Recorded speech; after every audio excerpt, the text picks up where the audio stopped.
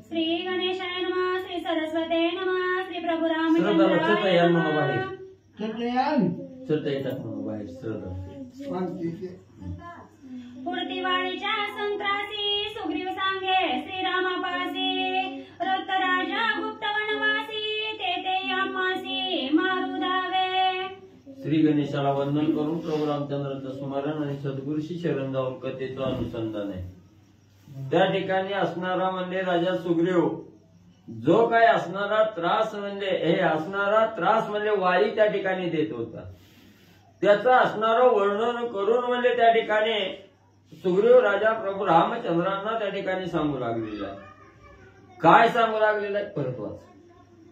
पुढती वाळीच्या संत्रासी सुग्रीव सांगे श्रीरामापासी रक्त राजा गुप्त वनवासी ते आम्हासी मारू धावे। मग म्हणजे त्या ठिकाणी असणारा वाळी म्हणजे एवढा त्रास त्या ठिकाणी देत होता की माझी असणारी पत्नी म्हणजे त्या ठिकाणी असणारी हिरावून म्हणजे त्या ठिकाणी घेतली।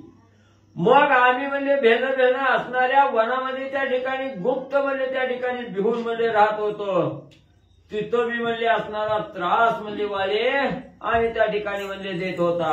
आम्ही जावे जेत वाळी मागे धावे तेत आमचा करावया जीवघात वैर पोटात द्रढ धरिले। मग आम्ही म्हणजे कुठं बी म्हणजे लपून त्या ठिकाणी बसलो की तिथं यायचं, तिथं असणारा त्रास, तिथं असणारा म्हणजे त्या ठिकाणी मला मारायला म्हणजे त्या ठिकाणी धावायचा। एवढं वैर म्हणजे त्यानं मनामध्ये त्या ठिकाणी धरलं, आम्हाला त्राही त्राही करून म्हणजे असणाऱ्या वाळीनं सोडलं। वाली भयभीत अहोरात्र स्वगुप्त पाळती येऊन यात शुद्धी सांगत वाळीसी। मग म्हणजे आम्ही एवढं म्हणजे बेन त्या ठिकाणी यायचं, लपून त्या ठिकाणी राहायचं आणि तिथं म्हणजे असणाऱ्या वाळीचं म्हणजे पाळतं ठेवून म्हणजे आमच्यावर माणसं त्या ठिकाणी होती, असणारी वानरं त्या ठिकाणी होती। मग त्यांनी पाळत त्या ठिकाणी ठेवायची, आमचा असणारा मागमूस लागला की पळत जाऊन म्हणजे वाळीला त्या ठिकाणी सांगायचं आणि वाळीनं येऊन म्हणजे तिथं आम्हाला त्रास त्या ठिकाणी द्यायचा। भयभोता दश दिशी नारदे सांगितले आम्हासी जावणी रावे ऋष्यमुख पर्वतासी ते वाळीसी ऋषी शाप। मग म्हणले असं भिवून म्हणजे त्या ठिकाणी नाही त्या जागेला म्हणजे आम्ही लपायचं, तरी बी म्हणजे असणारा वाळी तिथं यायचा, त्रास त्या ठिकाणी द्यायचा। मग असंच फिरता फिरता म्हणजे एके दिवशी असणाऱ्या नारद मुनीची आणि आमची असणारी भेट म्हणजे त्या ठिकाणी झाली। त्यावेळेस नारद मुनीला आमची असणारी कीव आली। नारद मुनींनी सांगितलं की सुग्रीवा तुला म्हणजे असणाऱ्या वाळीपासून जर वाचायचं असलं तर तू असणाऱ्या ऋष्यमुख पर्वतावर म्हणजे त्या ठिकाणी जा, म्हणजे तिथं असणारा वाळी म्हणजे त्या ठिकाणी येऊ शकत नाही, तुला मारू शकत नाही की म्हणजे असणाऱ्या त्या वाळीला म्हणजे असणाऱ्या ऋषीचा शाप आहे म्हणजे त्या ठिकाणी, म्हणून वाळी त्या ऋष्यमुख पर्वतावर त्या ठिकाणी येऊ शकत नाही। ऐक शापाचे कारण दुदुंबी बाळे उन्मत पूर्ण बाळीपासी येऊन आपण युद्ध दारुण मांडिले। मग कोणी तिकडे लक्ष होतं। ऐक शापाचे कारण दुदुंबी बाळे उन्मत पूर्ण वाळीपासी येऊन आपण युद्ध दारुण मांडिले। मग म्हणजे असणारा त्या वाळीला म्हणजे असणाऱ्या ऋष्यमुख पर्वतावर न येण्याचा जो ऋषीचा शाप होता त्याचं बी कारण म्हणजे स्वामीवार्या तुम्हाला सांगतो, ऐका। म्हणले असणारा दुदुंबी नावाचा राक्षस म्हणजे अतिशय बलवान त्या ठिकाणी होता, वीर शूरपणा म्हणजे त्याच्या अंगी त्या ठिकाणी होता आणि तो आपल्या बळाच्या जोरावर म्हणजे वाळी बरोबर युद्धाला म्हणजे त्या ठिकाणी यायचा। वेगी धरोनी दुदुंबीसी वाळीने आपटिता भूमीसी गाय सांडवोनी प्राणासी पंचतत्वासी पाठविला। मग म्हणजे असणारा उन्मत्त झालेला दुदुंबी म्हणजे वाळी बरोबर युद्धाला त्या ठिकाणी आला। त्याच वेळेस त्या असणाऱ्या वाळीनं म्हणजे दुदुंबीला म्हणजे त्या ठिकाणी धरलं, गरगरा म्हणजे फिरविलं। जसं असणाऱ्या स्त्रियांनी म्हणजे धुनत असणाऱ्या खडकावर म्हणजे त्या ठिकाणी आपटावं, तसं म्हणजे असणारा दुदुंबी म्हणजे गरगरा फिरवून म्हणजे जमिनीवर आदळला।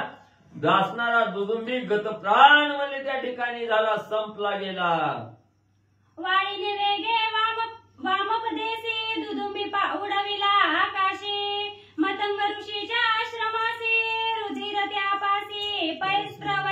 मग युद्धात म्हणले असणारा दुदुंबी म्हणजे त्या ठिकाणी संपला गेला आणि त्याच असणाऱ्या दुदुंबीचा जो असणारा देह होता तो म्हणजे नुसत्या डाव्या पायानं म्हणजे त्या ठिकाणी उचलून म्हणजे हवेत म्हणजे फेकून त्या ठिकाणी दिला.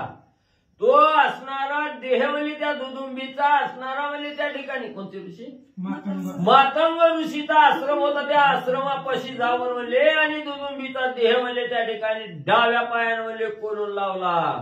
स्त्रवतरे कोणी रुधिरासी कोपाला मतंग ऋषीसी तेने शापिले वाळीसी आक्रोशी सक्रोध. मग म्हणजे त्या असणाऱ्या दुदुंबीच्या अंगातून म्हणजे असणाऱ्या देहातून रक्त म्हणजे त्या ठिकाणी पडत होतं. ते रक्त म्हणजे असणाऱ्या त्या ऋषीच्या म्हणजे मातंग ऋषीच्या आश्रमाच्या ठिकाणी म्हणजे पडलं गेलं. मग हे कोणी दुष्टाचं असणारच रक्त म्हणजे या ठिकाणी पडलं गेलं आणि जो कोणी टाकलेला वाळी आहे म्हणजे त्या ठिकाणी त्या वाळीला असणाऱ्या ऋषीला राग आला आणि ज्यानं कोणी इतर म्हणजे त्या ठिकाणी टाकलं तो असणारा वाळी म्हणजे त्याला शाप त्या ठिकाणी देऊ लागले. ज्याची आघात निज शक्ती अशुद्ध स्त्रवे आश्रमाप्रती त्या सिरिगता या पर्वती मरण निश्चित पावेला. मग याच ऋष्यमुख पर्वतावर म्हणजे असणारे मातंग ऋषी राहत होते आणि त्यांच्या आश्रमाच्या ठिकाणी हे अशुद्ध रक्त म्हणजे त्या ठिकाणी सांडलं गेलं. म्हणून त्या ठिकाणी असणाऱ्या ऋषीनं शाप द्यायला सुरुवात केली. ज्याच्या कोणाच्या मुळे म्हणजे हे असणारं रक्त म्हणजे माझ्या आश्रमाच्या ठिकाणी पडलं गेलं त्याला म्हणजे ह्या असणाऱ्या म्हणजे पर्वतावर म्हणजे त्या ठिकाणी आणि येता म्हणजे येणार नाही. पाय लाविता ऋषमुखासी शापे मरण आहे वाळीसी नारद सांगोनी सुग्रीवासी धाडी वस्तीसी ऋषमुखा. मग जो कोणी म्हणजे याचा असणारं रक्त म्हणजे माझ्या आश्रमावर म्हणजे कुणाच्या बळानं म्हणजे त्या ठिकाणी पडलं गेलं त्या असणारं म्हणजे त्यानं जर ह्या ऋषमुख पर्वतावर नुसता पाय जर त्या ठिकाणी ठेवला तर ताबडतोब असणारा म्हणजे त्याचा अंत त्या ठिकाणी हो त्याला मरण त्या ठिकाणी येईल. अशा प्रकारचा शाप म्हणजे असणाऱ्या म्हणजे त्या ठिकाणी मातंग ऋषीने म्हणजे वाळीला त्या ठिकाणी दिलेला होता. ही असणारी कथा राजा सुग्रीव म्हणजे असणाऱ्या प्रभू रामचंद्राला सांगू लागलेला आहे जी नारदानं सुग्रीवाला सांगितलेली कथा. ऋषमुखी करिता वस्ती होईल वाली भयाची निवृत्ती तोर पावाला यश कीर्ती श्री रघुपती प्रसादे. मग म्हणजे तेवढी असणारी भीती म्हणजे वालीला त्या ऋष्यमुख पर्वतावर म्हणजे शापामुळे त्या ठिकाणी आलेली होती आणि मग तिथं येऊ शकत नाही हे नारदानं सांगितलं म्हणून म्हणजे त्या ठिकाणी मी आलो आणि हिथं म्हणजे असणाऱ्या नारदाचं वचन ऐकून आल्यामुळे म्हणजे असणारा प्रभू रामचंद्राची प्राप्ती त्या ठिकाणी झाली. रामा मी निर्भय म्हणजे या ठिकाणी झालो. नारद वचने ऋषमुखी निर्भय राहिलो निज सुखी वाली भयाची दुःख दुखी ते निशकी असे ना. मग नारदाच्या वचनामुळे म्हणजे मी इथं म्हणजे ऋषमुख पर्वतावर येऊन त्या ठिकाणी राहिलो. भीतीच म्हणजे माझी संपली गेली. वाळी येईल मला मारील ही जी काय माझ्या मनात भीती होती ती प्रभू रामचंद्रा सगळी भीती म्हणजे त्या ठिकाणी नाहीशी झाली. निर्भय म्हणजे मी राहिलो. शाप भया घेऊन पोटे वाळी ऋषमुखा न पाहे दुष्टी येते या वयाची न करे गोष्टी सुख संतुष्टी असो आम्ही. मग त्या मातंग ऋषीचा शाप असल्यामुळं वाळीनं म्हणजे भीती त्या ठिकाणी घेतली. साधं डोळ्यानं सुद्धा म्हणजे या पर्वताकडे त्या ठिकाणी बघत नव्हता. ही आणि यायचं तर लांबच राहिलं म्हणजे इकडं म्हणजे यायला मी त्या ठिकाणी घाबरत होता. म्हणून म्हणजे मला कशाचीच भीती त्या ठिकाणी वाटत नव्हते. निर्भयपणानं मी ऋषमुख पर्वतावर राहू लागलो. नारद वचनाची वचनोक्ती आजी मजा आली प्रतीती तू भेटलासी कृपामूर्ती आम्ही त्रिजगती निज विजयी. मग नारदाने मला सांगितलं होतं की या ऋषमुख पर्वतावर राहिलं तर असणाऱ्या रामाची असणारी भेट त्या ठिकाणी होईल आणि याची असणाऱ्या प्रभू रामचंद्र आज म्हणजे मला असणारी प्रतीती त्या ठिकाणी आली. मला आज म्हणजे नारदाचं वचन त्या ठिकाणी आठवलं तुमची असणारी प्राप्ती म्हणजे रामा मला झाली. सर्व वैराचे कारण मुख्य माझे दारहरण त्या सांगितले संपूर्ण निर्भय स्थान ऋषमुखी. मग मुख्य असणाऱ्या वाळीचं माझं भावाभावाचं जे असणारं म्हणजे त्या ठिकाणी वैर निर्माण झालेलं आहे त्याला कारण फक्त म्हणजे असणारी पत्नी आहे म्हणजे त्या ठिकाणी. माझ्या पत्नीचं असणारं हरण म्हणले असणारं त्या ठिकाणी म्हणले वाळीनं त्या ठिकाणी केलं, हेच मुख्य कारण म्हणले. आणि त्या ठिकाणी ही संपूर्ण कथानक म्हणले असणाऱ्या भावाभावाची वैर कशामुळे त्या ठिकाणी लागला त्याचं निरसन करून म्हणजे तुम्हाला सांगितलं. माझी भार्या जे कारुमा ते माझ्या पडतीयाची जैसा आत्मा ते सोडविल्या श्रीरामा सुख संभ्रमा पावेना. मग रामा म्हणले माझी असणारी पत्नी आहे म्हणले, तिचं नाव आहे असणारं रुमा म्हणले. ती माझी असणारी बायको, मला ही जीवाच्या पलीकडे म्हणजे मी तिच्यावर असणारी प्रेम त्या ठिकाणी करतो. जसं असणारा साधक म्हणजे देहावर आल्यावर या असणाऱ्या आत्म्यावर जसं प्रेम त्या ठिकाणी करतो, तसं प्रेम म्हणजे मी असणाऱ्या पत्नीवर त्या ठिकाणी करतो.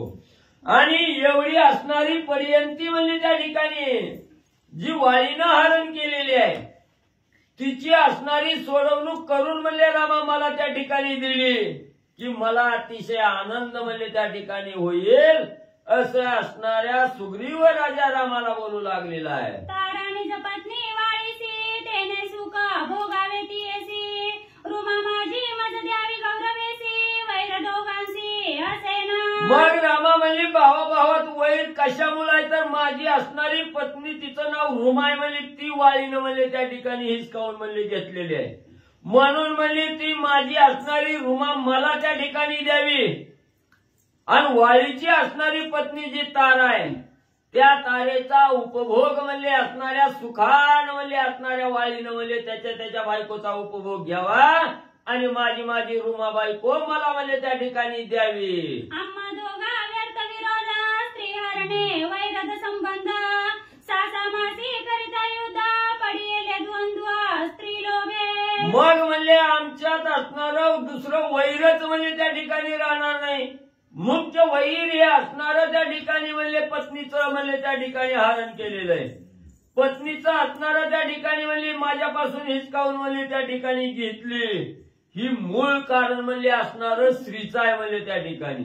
म्हणून म्हणले त्या असणाऱ्या बायकोच्या पायात किंवा स्त्रीच्या पायात म्हणजे आमचं असणारं दोघांचं युद्ध म्हणजे दर 6 महिन्याला म्हणजे त्या ठिकाणी होतं. हेच मूळ असणारं वैराचं जे कारण आहे ते असणारी स्त्री म्हणजे त्या ठिकाणी आहे. बहुत युद्ध त्यासी अम्मासी नेमस्त करिता सासा मासी सुटका नव्हे निज पत्नीसी उक्सा बुक्सी स्पुंदत.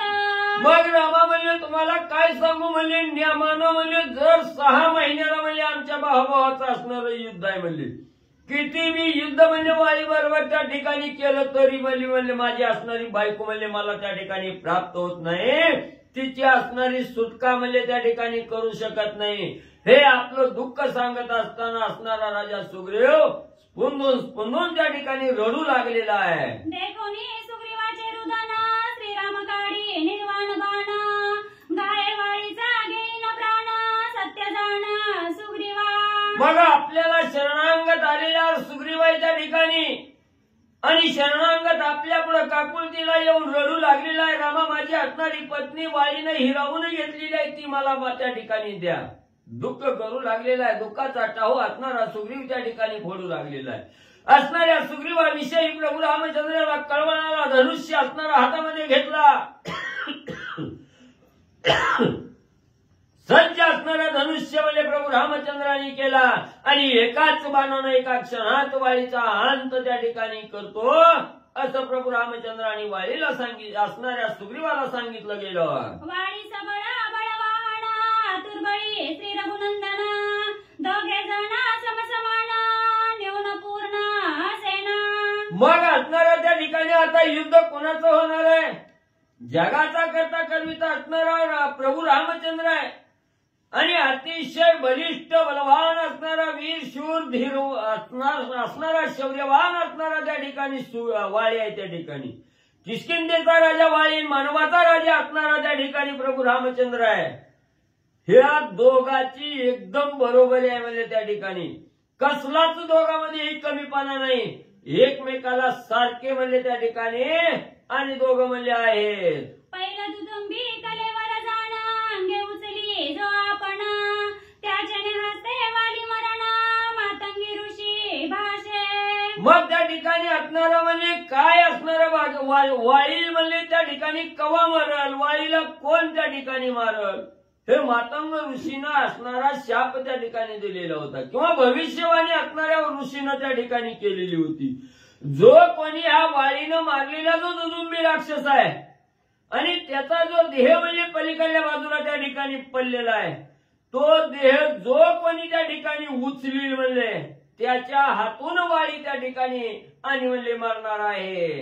सप्तदाडा विषमवाण एके बाणे करी जो छेदन त्याच्या निवासे वाली मरण ऋषी भाषे मातंगी. मग एक पर्याय असणारा दुदुंबी म्हणजे जो कोणी उचलल त्याच्या हातून वाळी मारणार आणि दुसरा पर्याय आहे की या वनामध्ये असणाऱ्या ताडाची झाडं आहेत म्हणजे त्या ठिकाणी ही असणारी ताडाची झाडं म्हणजे विखुरलेली आहेत त्या ठिकाणी 7 झाडं आहेत ते आणि ही विखुरलेल्या अवस्थेत आहे ती. काही म्हणजे असणाऱ्या पूर्वेला आहे ती, काही पश्चिमेला आहे ती, दक्षिणेला आहे ती, उत्तरेला आहे ती, अशी विखुरलेली झाडं आहे ती आणि ती विखुरलेली झाडं एका रेषेत त्या ठिकाणी आणायची आणि एकाच बाणानं 7ही झाडाचं छेदन म्हणजे त्या ठिकाणी एकाच बाणानं जो कोणी करल त्याच्या हातून म्हणले वाळी त्या ठिकाणी आणि मरणार आहे. ऐकोनी सुग्रीव वचन स्वय श्रीराम हास्यवदन दुदुंबी कलेवरा गिरी समान देखिले आपण श्रीरामे. मग सुग्रीवानं सांगितलं रामा दुदुंबीचा कलेवर उचलणं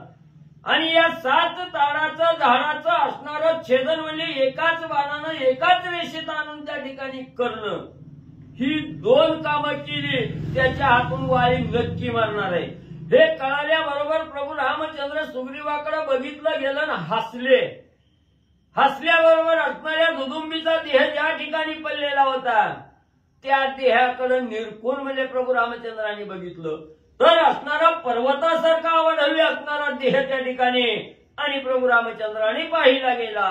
तेव्हा वामंगुष्टे उचलून केले त्रिवार तोलन स्वलीला सांडिता हेळ सोन दश योजना उडविले. मग त्या ठिकाणी प्रभू रामचंद्रांनी म्हणली डाव्या पायाच्या डाव्या पायाच्या अंगठ्यानं म्हणले असणारा तो दुदुंबीचा जो पर्वतासारखा देह होता तो असणारा 10 वेळा म्हणजे असणारा खालीवरी म्हणजे त्या ठिकाणी तुलून धरला आणि जेव्हा फेकला गेला तेव्हा म्हणजे असणारा 100 कोसच काय 10 योजना म्हणजे असणारा 40 कोस म्हणजे असणारा तो देह म्हणजे त्या ठिकाणी निस्त्या डाव्या पायाच्या अंगठ्यानं म्हणजे त्या ठिकाणी आकाशात म्हणजे उडविला.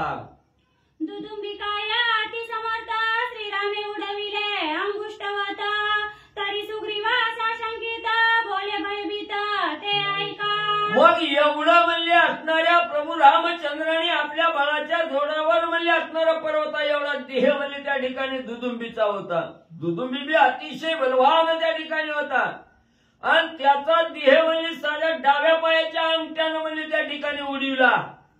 तरी बी सुग्रीवाला त्या ठिकाणी खरं वाटणं गेलं. तरी बी सुग्रीवाच्या मनातील शंका काय जायला त्या ठिकाणी तयार नाही.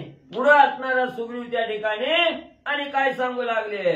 वाळीने मारुनी दुदुंबीसी मांस रक्त साद्रेसी पाय उडविले आकाशी आम्हा सर्वांसी देखता. मग असणाऱ्या सुग्रीव राजाने विचार केला आणि बोलू लागले रामा तुम्ही हा दुदुंबीचा देह त्या ठिकाणी आकाशात म्हणजे त्या ठिकाणी 40 कोस 10 योजना त्या ठिकाणी उडविला पण म्हणजे कशामुळे उडविला तर त्या वाळीनं मारून म्हणजे अनेक दिवस त्या ठिकाणी झालेलं आहे म्हणून त्या असणाऱ्या देहातील रक्त आटून गेलं, मांस त्या ठिकाणी आटून गेलं, फक्त कातडी राहिली हाडाला चिटकून. मग काय म्हणजे हलकं फुलकं झालं त्याच्यामुळं म्हणजे त्या ठिकाणी तुम्ही उडविलं म्हणून म्हणजे आमच्या समोर म्हणजे आम्ही बघितलं म्हणजे पण त्याचं रक्त मांस सगळं म्हणजे आटल्यामुळं तुम्हाला तो म्हणजे सहजासहजी म्हणजे त्या ठिकाणी उचलता आला आणि फेकता आला. आता तू वा श्री रघुनाथा दुदुंबी काय अति शुष्कता वाळूनी झाला अति लघुता तो पदघाते उडविला.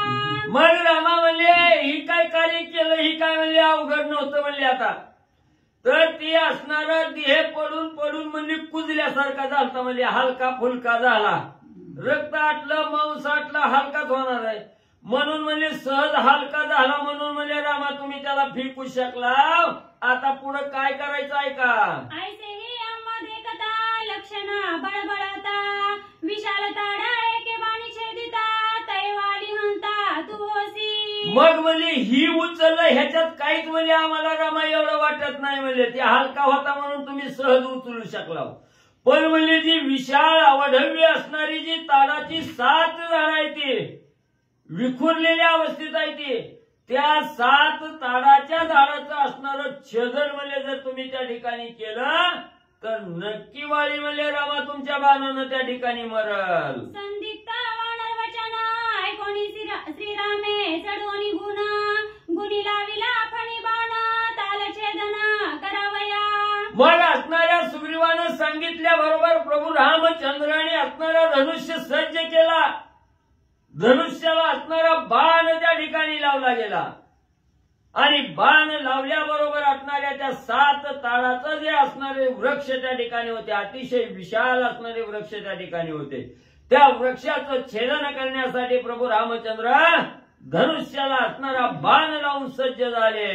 विषमतालांची ताड स्थिती शेषपृष्ठीवरी उत्पत्ती त्यांची छेदावया श्री रघुपती केली युक्ती ते ऐका. मग आता ही असणारी 7 ताडाची झाडं आहे ती ही पृथ्वीवर विखुरलेल्या अवस्थेत आहे ती, एका रेषेत नाही ती त्या ठिकाणी. आणि ही झाडं कशावर आहे ती? ज्या शेषानं आपली असणारी पाठ म्हणजे त्या पाठीवर म्हणजे ही पृथ्वी म्हणजे त्या ठिकाणी तोलून धरलेली आहे, त्या शेषाच्या पाठीवर असणाऱ्या पृथ्वीवर म्हणजे ही 7 ताडाची झाडं त्या ठिकाणी आहे ती. आणि शेष कोण आहे? शेषाचा अवतार असणारे लक्ष्मण जे आहे त्या ठिकाणी. मग असणाऱ्या प्रभू रामचंद्राने असणाऱ्या ज्या शेषावर पृथ्वी आहे त्या ठिकाणी आणि त्या पृथ्वीवर असणारी 7 ताडाची झाड आहे ती छेदन करण्यासाठी प्रभू रामचंद्राने काय असणारी युक्ती त्या ठिकाणी केली ऐका. धनुष्य ओढून आपण चेपिला लक्ष्मणाचा चरण तेने चुकविता अंग संपूर्ण विषमते समताड झाले. मग प्रभू रामचंद्राने असणारा धनुष्य सज्ज केला, धनुष्याला बाण त्या ठिकाणी लावला, शेजारी लक्ष्मणजी उभा होते त्या ठिकाणी आणि बाण सोडणार एवढ्यात म्हणजे असणाऱ्या लक्ष्मणाच्या पायाच्या अंगठ्यावर म्हणजे असणारा भार म्हणजे प्रभू रामचंद्राने आपल्या पायाचा त्या ठिकाणी दिला. दिल्याबरोबर लक्ष्मणजी डळमळले त्या ठिकाणी, तोलू लागले, इकडे तिकडे त्या ठिकाणी वाकू लागले आणि शेषाचा अवतार असणारे लक्ष्मण जे आहे त्या ठिकाणी. मग लक्ष्मणजीचा पाय दाबल्याबरोबर शेषनाग थोडा असणारा त्या ठिकाणी कल्ला गेला आणि जी विखुरलेली झाडं होती ही पृथ्वी त्या ठिकाणी डळमळ झाली, हल्ली गेली. जी विखुरलेली झाडं होती ती एका रेषेत त्या ठिकाणी आली. शेष अवतार लक्ष्मण तेने अंग चुकिविता संपूर्ण विषमताडा झाले समान श्री रघुनंदने छेदिता. मग शेषावतार लक्ष्मणजीचा असणारा अंगठा त्या ठिकाणी चेपल्याबरोबर आपला असणारा तोल सावरण्यासाठी लक्ष्मणजी हल्ले गेले. हल्ल्याबरोबर जी असणाऱ्या वनातील झाडं होती ती विखुरलेली ती झाडं एका रेषेत आणि त्या ठिकाणी म्हणले आले. धनुष्य वाहुनी दुर्धर गुणी लाविला अमोघ बाण. धनुष्य वाहुनी दुर्धर गुणी लाविला अमोघ शर बाण सोडिता श्रीरामचंद्र झाले विचित्र ते ऐका. मग लक्ष्मणजीचा पाय त्या ठिकाणी दाबल्याबरोबर एका क्षणात सगळी असणारी 7 ताडाची झाडं म्हणजे एका रेषेत त्या ठिकाणी झाली. लगेच असणाऱ्या तेवढ्या क्षणात असणाऱ्या प्रभू रामचंद्राने अमोघ नावाचा बाण म्हणजे असणाऱ्या धनुष्याला त्या ठिकाणी लावला आणि काय म्हणजे असणारं कार्य घडलं. सप्तताला ते छेदोनी गिरीवर ते विदारोनी सप्तपाताळ भेदोनी गेला निघोनी शशंगा. मग म्हणजे असणारा त्या ठिकाणी असणारा बाण त्या ठिकाणी सोडला आणि एका क्षणात म्हणजे जी असणारी झाडं विखुरलेली होती ती एका रेषेत आल्याबरोबर त्या असणाऱ्या बाणानं म्हणजे 7 ताडाचं असणारं छेदन त्या ठिकाणी केलं. असणारा बाण पाताळात म्हणजे त्या ठिकाणी घुसून म्हणजे परत म्हणजे असणाऱ्या प्रभू रामचंद्राच्या भात्यात येऊन म्हणजे त्या ठिकाणी स्थिरावला. शेषाच्या अंगी तालमूलता त्या ते झाला समूळ छेदिता परतोनी येऊनी श्रीराम हाता रिगोनी भाता स्वस्त राहे. मग तो बाण म्हणजे वर्ण असणाऱ्या झाडाचं छेदन केलं, पाताळात बाण गेलं. ज्या शेषाच्या पाठीवर असणाऱ्या त्या झाडाची मुलं त्या ठिकाणी होती ते मुळासहित वृक्ष म्हणजे असणाऱ्या बाणानं म्हणजे त्या ठिकाणी छेदन केलं आणि तो बाण आपलं कार्य करून प्रभू रामचंद्राच्या हातातून म्हणजे भात्यात त्या ठिकाणी येऊन म्हणजे स्थिरावला. श्रीरामे छेदिले विषमताळ तेने सुग्रीवा सुख कल्लोळ जय जयकारे गरजती सकळ मी सबळ श्रीरामे. मग एवढं कठीण कार्य प्रभू रामचंद्रांनी त्या ठिकाणी करून दाखविल्यावर कुणाला आनंद त्या ठिकाणी व्हायचा नाही. राजा सुग्रीवाला असणारा आनंद त्या ठिकाणी झाला. 4 प्रधान होते त्यांनाही अतिशय आनंद त्या ठिकाणी झाला आणि प्रभू रामचंद्र भगवान की जय गर्जना त्या ठिकाणी म्हणजे वानरांनी आणि केली गेली. भवभया ताड विषमता श्रीराम दृष्टी होय समता विषमताळ श्रीराम छेदिता सुख समजता कपिकुळा. मग जी विखुरलेली विषम अवस्थेत असणारी झाडं होती ती प्रभू रामचंद्राची दृष्टी पडल्याबरोबर सगळी झाडावरली असणारी सम त्या ठिकाणी झाली, एका रेषेत झाली आणि त्या बलाढ्य असणाऱ्या वृक्षाचं छेदन म्हणजे प्रभू रामचंद्रांनी आमच्या समोर त्या ठिकाणी केलं. म्हणून सुग्रीवासहित सर्व वानरांना प्रधानांना त्या ठिकाणी आनंद होऊ लागला. रामनामाचा जय जयकार त्या ठिकाणी करू लागले. श्रीरामाम्मा सुख संपत्ती श्रीरामाम्मा निज विश्रांती श्रीरामाम्मा सायाती निज सांगाती श्रीराम. मग सगळी जण त्या ठिकाणी सुग्रीवासहित म्हणू लागले प्रभू रामचंद्र आम्हाला सुख देणार आहे. प्रभू रामचंद्र आमच्यावर कृपा करणारा कृपेचा सागर आहे. प्रभू रामचंद्र आम्हाला असणारा त्या ठिकाणी सुख देणार आहे. प्रभू रामचंद्र आम्हाला असणारा सहाय्यकारी त्या ठिकाणी आहे. आमचा कृपाळू असणारा प्रभू रामचंद्र आहे. म्हणून रामनामाचा जय जयकार त्या ठिकाणी वानर मंडळी सुग्रीवासहित करू लागली. श्रीरामाम्मा जीवलग सोयरा श्रीराम निजात्मा वानरा श्रीराम स्वामी चराचरा वंद्य सुरवरा श्रीराम.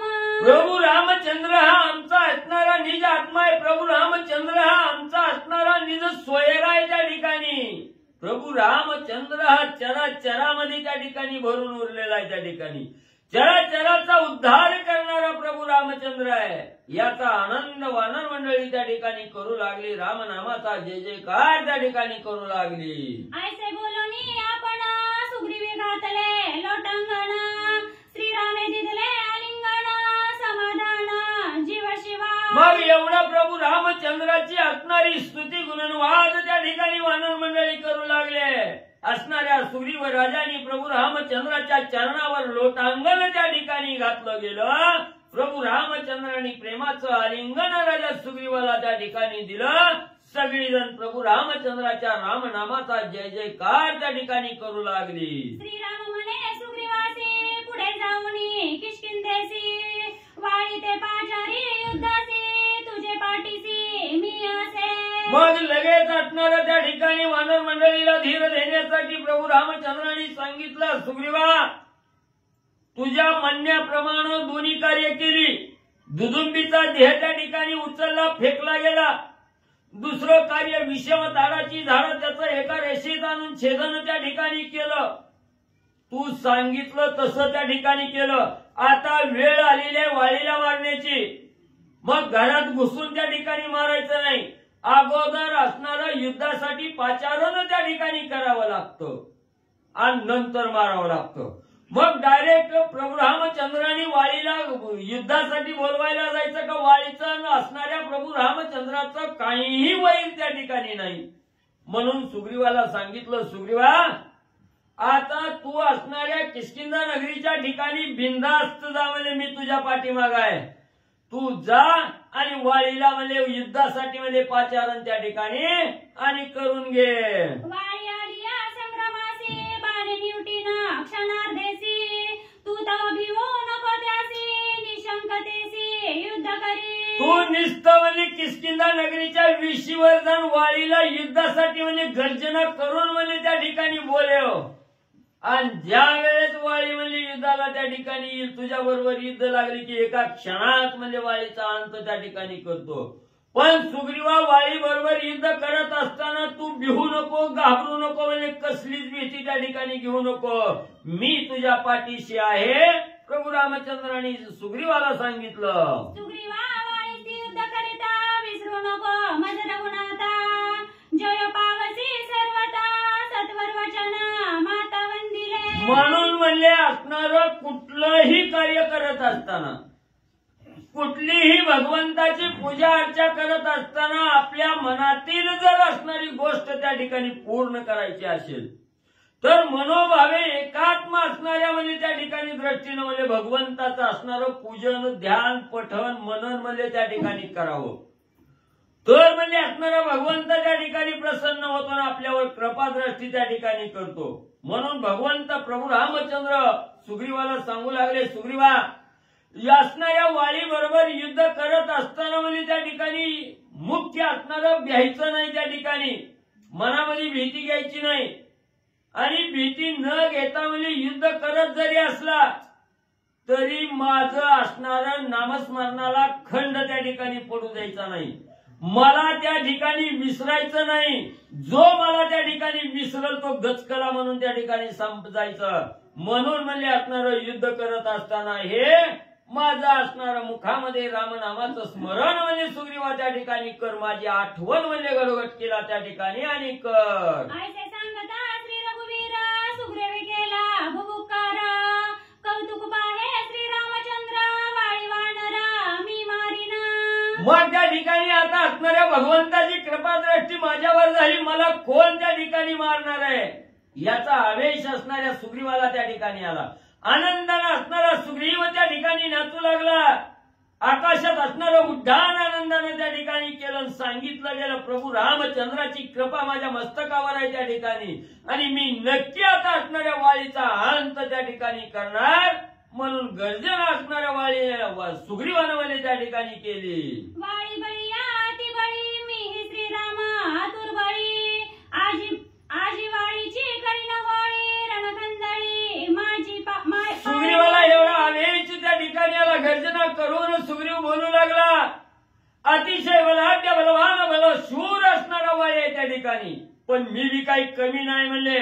असणाऱ्या प्रभू रामचंद्राच्या कृपेच्या जोरावर म्हणजे हे बलाढ्य असणारा जो वाळी आहे त्या वाळीचा असणारा घात म्हणजे त्या ठिकाणी केल्याशिवाय राहणार नाही. मी नक्की वाळीचा आज म्हणजे घात त्या ठिकाणी करणार अशी आवेशपूर्ण असणारा भुभुकार म्हणजे त्या ठिकाणी आणि सुग्रीव राजानं म्हणजे आकाशात उड्डाण घेऊन केला.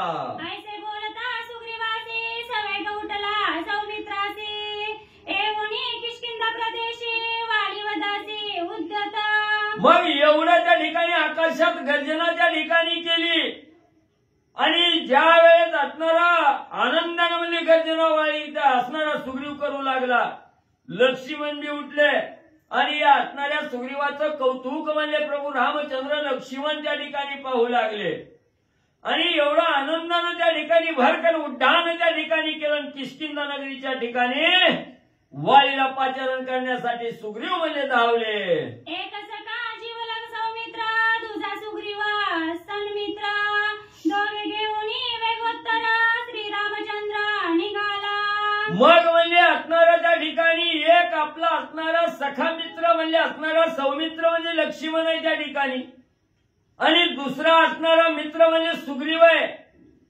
या दोघालाही प्रभू रामचंद्रांनी त्या ठिकाणी घेतलं आणि वाळीबरोबर युद्ध करण्यासाठी युद्धभूमीकडे किष्किंधेच्या दिशेनं म्हणजे तिघ जण जाऊ लागले. एक झाले नरवानर वानरवीरांचा संभार, अवघे करती जय जयकार किष्किंधाद्वार ठाकिले. मग ज्या वेळेस असणारा वानर असणारा सुग्रीव आणि नर असणारे प्रभू रामचंद्र आणि त्यांची असणारी वानर सेना ही एकत्र त्या ठिकाणी झाले. नर वानर एकत्र त्या ठिकाणी झाले. प्रभू रामचंद्राच्या रामनामाचा जय जयकार करत म्हणजे आनंदानं किष्किंधा नगरीकडं युद्धभूमीकडे त्या ठिकाणी जाऊ लागले. श्रीराम सुग्रीव आणि सौमित्र तिघे चालती एकत्र, आनंद गरजती वानर किष्किंधाद्वार पावले. मग म्हणले असणारे प्रभू रामचंद्र लक्ष्मण आणि असणारा सुग्रीव म्हणजे त्या ठिकाणी तिघ जण म्हणजे एकत्र म्हणजे एका बरोबर एक म्हणजे त्या ठिकाणी चालू लागले. सगळ्या वानर मंडळींचा भार आहे, रामनामाचा जय जयकार आहे त्या ठिकाणी आणि अशा प्रकारे ह्या तिघा सहित सर्व वानर मंडळी किष्किंधा नगरीच्या वेशीच्या जवळ म्हणजे त्या ठिकाणी पोहोचले.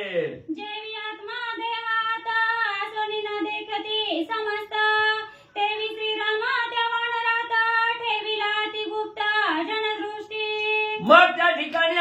म्हणजे एवढा वानरांचा मेळा आहे आणि या वानराच्या मध्ये असणारं गुप्त रीतीनं म्हणजे प्रभू रामचंद्राला ठेवलं. कसं ठेवलं? जसं प्रत्येकाच्या हृदयामध्ये आत्मा म्हणून राहणारा भगवंत आहे त्या ठिकाणी. हा भगवंत कुणालाही त्या ठिकाणी दिसत नाही. आत्मा कधी कुणी पाहिलाय का त्या ठिकाणी?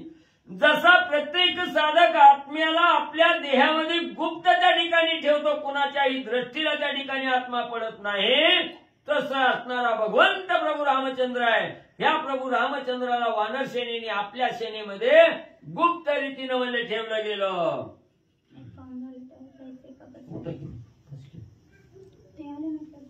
कोण खाली बघू की तो काही येईल का? थोडा घे की 60 पर्यंत या की तुम्ही दोघं 60 पर्यंत दुकानदार वाली सुग्रीवा युद्धाती दुर्धरा पावया श्रीरामचंद्र वाणी बैसोनी अगोचरा नरवानरा न देखती. मग त्या ठिकाणी असणारा म्हणजे राजा सुग्रीवाचा आणि किष्किंधा नगरीचा राजा असणारा वाळी आहे, त्याचाच भाऊ असणारा सुग्रीव आहे. ह्या वाळीचं आणि सुग्रीवाचं युद्ध बघण्यासाठी प्रभू रामचंद्र आतुर झालेले आहे. आणि गुप्त रीतीनं ह्या वानरांनी प्रभू रामचंद्राला ठेवलं गेलं आणि गुप्त रीतीनं दोघांचं कौशल्य, दोघांचं युद्ध प्रभू रामचंद्र पाहू लागलेले आहेत. निकट न देखती नरवीरा देखो न शकती ऋषीश्वरा त्यासी केवे देखे वाळी वानरा अगोचरा श्रीराम. मग त्या ठिकाणी म्हणजे या वानराच्या मेळ्यात असणारे प्रभू रामचंद्र आहेत. पण या रामाला म्हणजे देव सुद्धा त्या ठिकाणी पाहू शकत नव्हते. ऋषी मंडळीला सुद्धा प्रभू रामचंद्र त्या ठिकाणी दिसत नव्हते. मग या वानराला काय त्या ठिकाणी दिसणार आहे?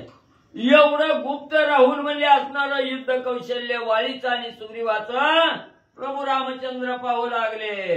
गोचरा न दिसे अगोचरा हे तव मुळीचे ब्रह्मसूत्र जवळी असता श्रीरामचंद्र नरवानरा न देखती. मग जे गोचर आहेत म्हणजे ज्याला दृष्टीनं दिसतंय त्याला प्रभू रामचंद्र दिसत नाही. मग ब्रह्म हे कुणाला दिसतं का त्या ठिकाणी? परब्रह्म स्वरूप असणारे भगवंत प्रभू रामचंद्र त्या ठिकाणी आहे. मग ब्रह्म हे चराचरामध्ये त्या ठिकाणी भरून उरलेलं आहे. मग ब्रह्म हे कुणाच्या डोळ्याला त्या ठिकाणी दिसतं का? कवाच त्या ठिकाणी दिसत नाही. थोडक्यात हृदयामध्ये आत्मा आहे, फक्त आपण म्हणतोय आत्मा आहे, पण तो आत्मा कसला आहे त्या ठिकाणी? कुणी बघायला मिळालं का? कुणाला पाहायला त्या ठिकाणी मिळाला का? तसा हा असणारा प्रभू रामचंद्र वानराच्या मेळ्यात आहे, पण देवाला सुद्धा त्या ठिकाणी दिसत नाही. ऋषी मंडळीचं तर लांबच राहू द्या, आणि ऋषीचं लांब राहिलं तर आपल्यासारख्याला तरी कवा भगवंत त्या ठिकाणी पाहायला मिळणार आहे. म्हणून कुणालाही त्या ठिकाणी गोचर अवस्थेत त्या ठिकाणी प्रभू रामचंद्र दिसत नव्हते. अगोचर रूपानं त्या ठिकाणी प्रभू रामचंद्र राहून असणारा वाळे आणि सुग्रीवाचं युद्ध त्या ठिकाणी पाहू लागलेले आहे. असो हे कथा अति विस्तार श्रीराम कोणा नवे गोचर साधू जाणती हा विचार श्रीरामचंद्र गुह्य गुप्त. मग त्या ठिकाणी म्हणले असो म्हणली ही कथा म्हणली जर वाढवली गेली तर विस्तार वाढल, वेळ लागेल त्या ठिकाणी. मग प्रभू रामचंद्र हे गोचर आहेत का नाही ही ऋषी मंडळीला त्या ठिकाणी माहिती आहे. ऋषी मंडळीने ओळखलं गेलं प्रभू रामचंद्र हे दृष्टीला दिसणार, पण ज्याचं भाग्य आहे त्याला त्या ठिकाणी दिसणार. पण आता या ठिकाणी दिसू शकत नाही. प्रभू रामचंद्र अगोचर त्या ठिकाणी राहिलेले आहेत. म्हणून असणाऱ्या ऋषी मंडळींनीही त्या ठिकाणी भाव ठेवला गेला की प्रभू रामचंद्र या वानरामध्ये त्या ठिकाणी आहेत, पण दिसत त्या ठिकाणी नाहीत, पण नक्की राम आहेत असा विचार सगळ्यांनी म्हणजे केला. सुग्रीवे घालून आकाशा पाहुणे श्रीरामाची वास बुबुकारे अति उल्हासा नादे आकाशा दुमदुमिले. मग असणाऱ्या राजा सुग्रीवानं सर्व भार म्हणजे असणाऱ्या रामावर त्या ठिकाणी ठेवला गेला. असणाऱ्या युद्धाची कास त्या ठिकाणी घातली गेली आणि विश्वास फक्त प्रभू रामचंद्राच्या रामनामावर त्या ठिकाणी धरला गेला. रामनामावर सुग्रीव आरूढ त्या ठिकाणी झाला. युद्धाची कास त्या ठिकाणी धरली, आकाशात उड्डाण घेतलं, मोठ्यानं गर्जना सुग्रीवानं केली. सुग्रीवाच्या गिरी गजरे दिवसा पडते नक्षत्रे डळमळली मेरू शिखरे गिरी कंदरे दुमदुमली. आणि या किष्किंधा नगरीच्या वेशीजवळ आल्याबरोबर राजा सुग्रीवानं एवढी गर्जना त्या ठिकाणी केली. पर्वतवली त्या ठिकाणी ढगढगामध्ये हालू लागले, डगमग त्या ठिकाणी करू लागले. गिरी कंदर त्या ठिकाणी आवाज घुमू लागला, कानटाळ्या त्या ठिकाणी दिग्गजाच्या बसू लागल्या. एवढा भुकार असणाऱ्या सुग्रीवानं म्हणजे केला. दिग्गजांची बैसली टाळी नादे गजबजला वाळी ऐसा कोणा आला बळी प्रळय आरोळी देवोनी. मग एवढी आरोळी असणाऱ्या सुग्रीवानं त्या ठिकाणी दिली, भुकार त्या ठिकाणी दिला. जे असणारे म्हणजे अष्ट दिशेला जे दिग्गज आहेत त्या ठिकाणी, त्या दिग्गजाची असणारी कांटाळी त्या ठिकाणी बसली गेली. हीच आवाज असणाऱ्या त्या ठिकाणी वाळीच्या कानावर गेला. वाळी सुद्धा घाबरला गेला. एवढा कुरवली कोण आलाय मला युद्धाला त्या ठिकाणी बोलवतोय म्हणून वाळीची सुद्धा घाबरगुंडी त्या ठिकाणी उडाली. आश्चर्यचकित वाळी झाला. दूत सांगती वाळीसी सुग्रीवालासे युद्धासी हे सामर्थ्य नाही त्यासी शक्ती अनारीसी दिसत असे. मग त्या ठिकाणी असणारे लगेच म्हणजे दूताला म्हणजे वाळीनं सांगितलं कोण आलंय, कोण गर्जना करतोय बघा म्हटल्याबरोबर दूत बाहेर आले. त्यांनी बघितलं, लगेच वाळीला जाऊन सांगितलं, महाराज तुमचाच भाऊ आहे म्हणजे सुग्रीव आलेला आहे म्हणजे त्या ठिकाणी. आणि ही असणाऱ्या सुग्रीवाची ताकद म्हणजे वाळीबरोबर युद्ध करण्याची नाही म्हणजे त्या ठिकाणी. ही काहीतरी म्हणजे असणारा पराक्रम वेगळाच म्हणजे त्या ठिकाणी दिसतोय. त्याच्या अंगी एवढी ताकद नाही. युद्धासाठी कसा त्या ठिकाणी असणारा सुग्रीवाला याचा विचार वाळी करू लागला. त्यासी कोणी भेटला बळी त्याचे निदेतो मारोळी ऐसे विचारोनी वाळी कास्य तत्काळी घातली. मग असणाऱ्या वाळीनं थोडा वेळ विचार केला.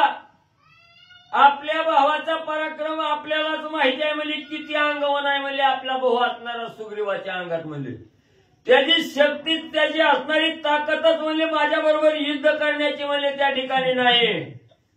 पण कोणतरी त्याला अतिशय बलवान म्हणजे त्या ठिकाणी मिळाला असेल, त्याच्या द्वारावर म्हणजे ही माझ्या बरोबर युद्धाला आला काय बघतोच म्हणून असणारी कास म्हणजे सुग्रीवानं सुद्धा असणाऱ्या वाळीनं सुद्धा त्या ठिकाणी घातले आणि सुग्रीवाबरोबर युद्ध करण्यासाठी वाळी सज्ज होऊ लागला.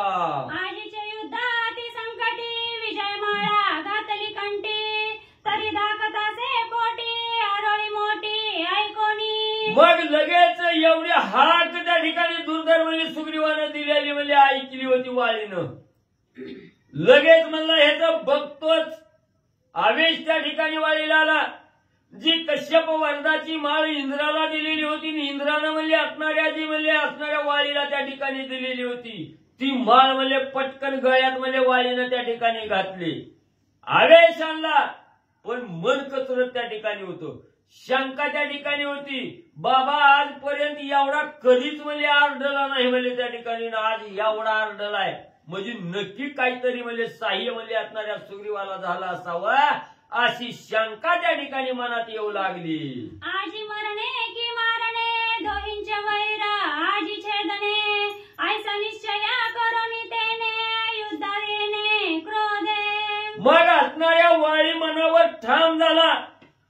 काय असेल ती म्हणला आजचा शेवटचा पहिला दिवस म्हणला त्या ठिकाणी या असणाऱ्या सुग्रीवाबरोबर युद्धाला जायचं ही पक्क मला त्या ठिकाणी. आणि युद्ध करत असताना एकतर मला सुग्रीव मरल नाहीतर मी मरण म्हणला. पण आज निर्वाणीचं युद्ध करून मला ह्या युद्धाचा शेवट मला आजच त्या ठिकाणी करतो अशी असणारी गर्जना त्या ठिकाणी वाळीनं घेतली आणि असणाऱ्या युद्धासाठी तत्परता दाखवून येऊ लागला. एकोणी सुग्रीवांची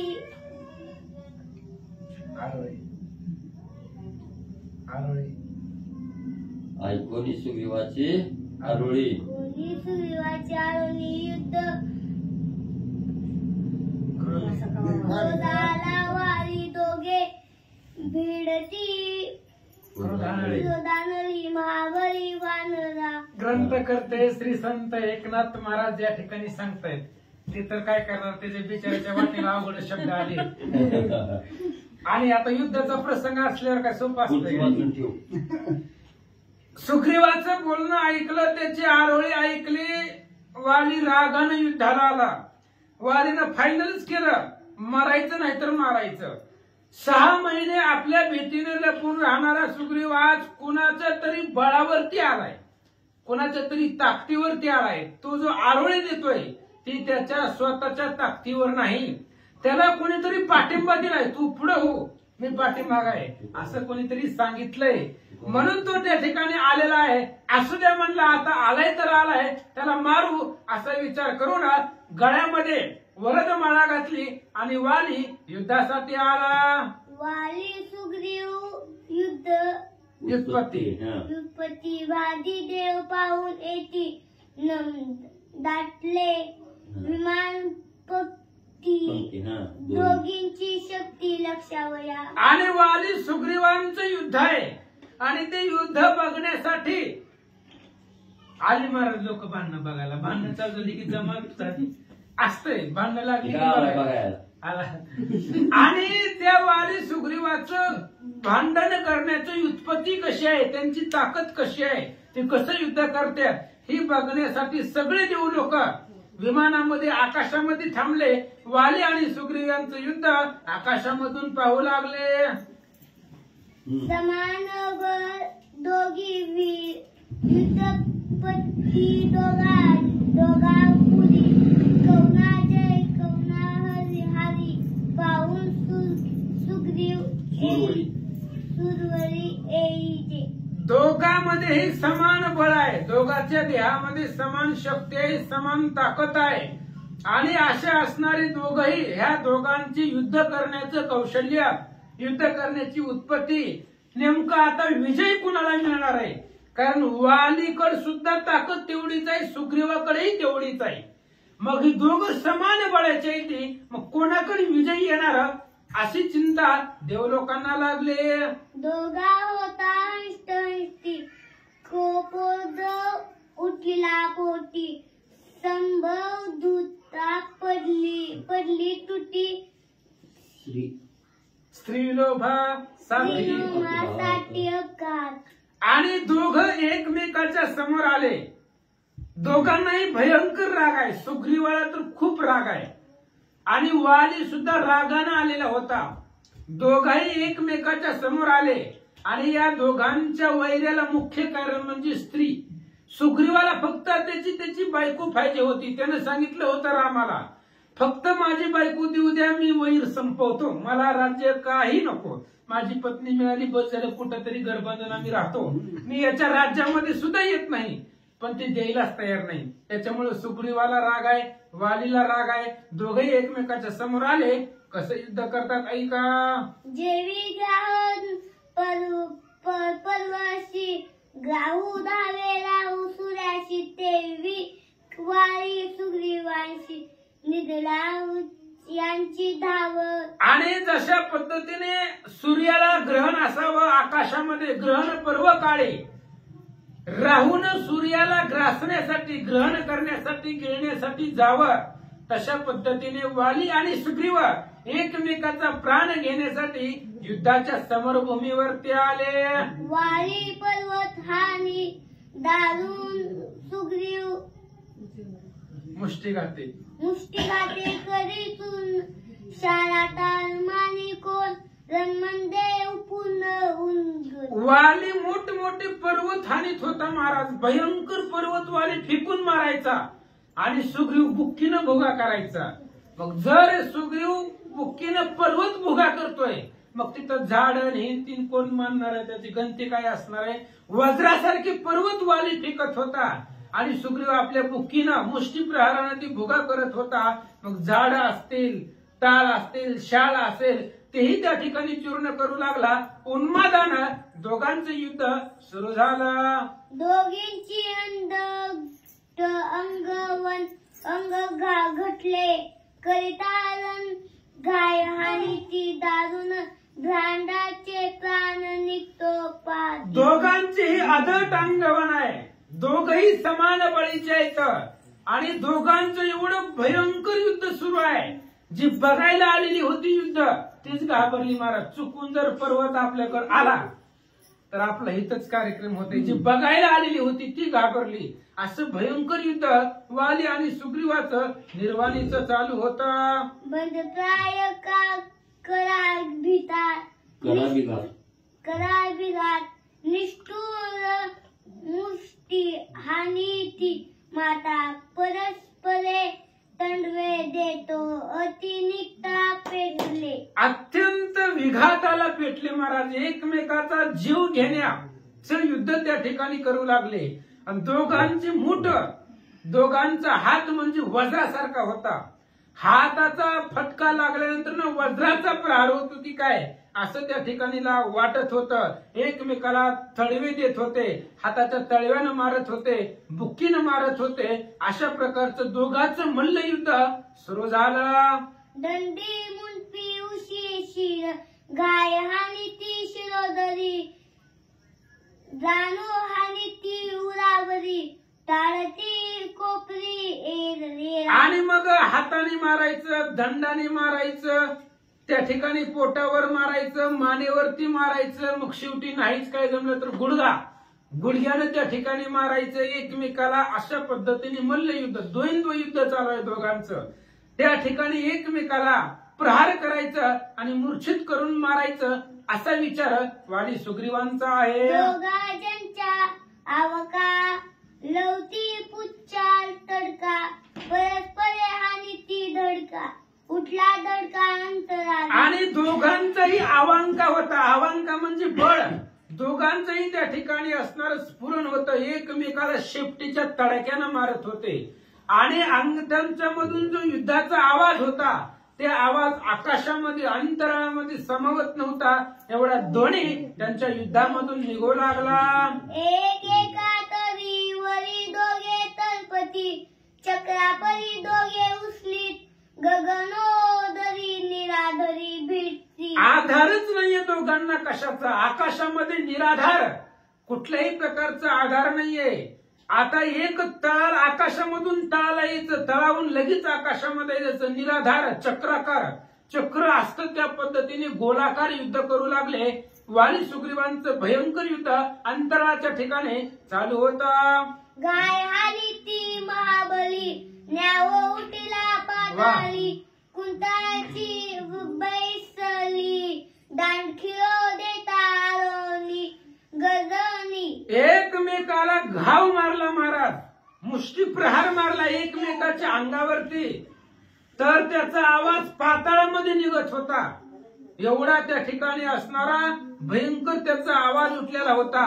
त्यांनी गर्जना जर केली तर कृतांताची यमाची सुद्धा दातखिळी बसेल एवढा त्यांचा आवाज ध्वनी निघू लागला. क्षण एक युद्ध पृथ्वीवरी क्षण एक युद्ध गगनी दरी युद्धाला गवता वानरी सुरासुदी विमोह.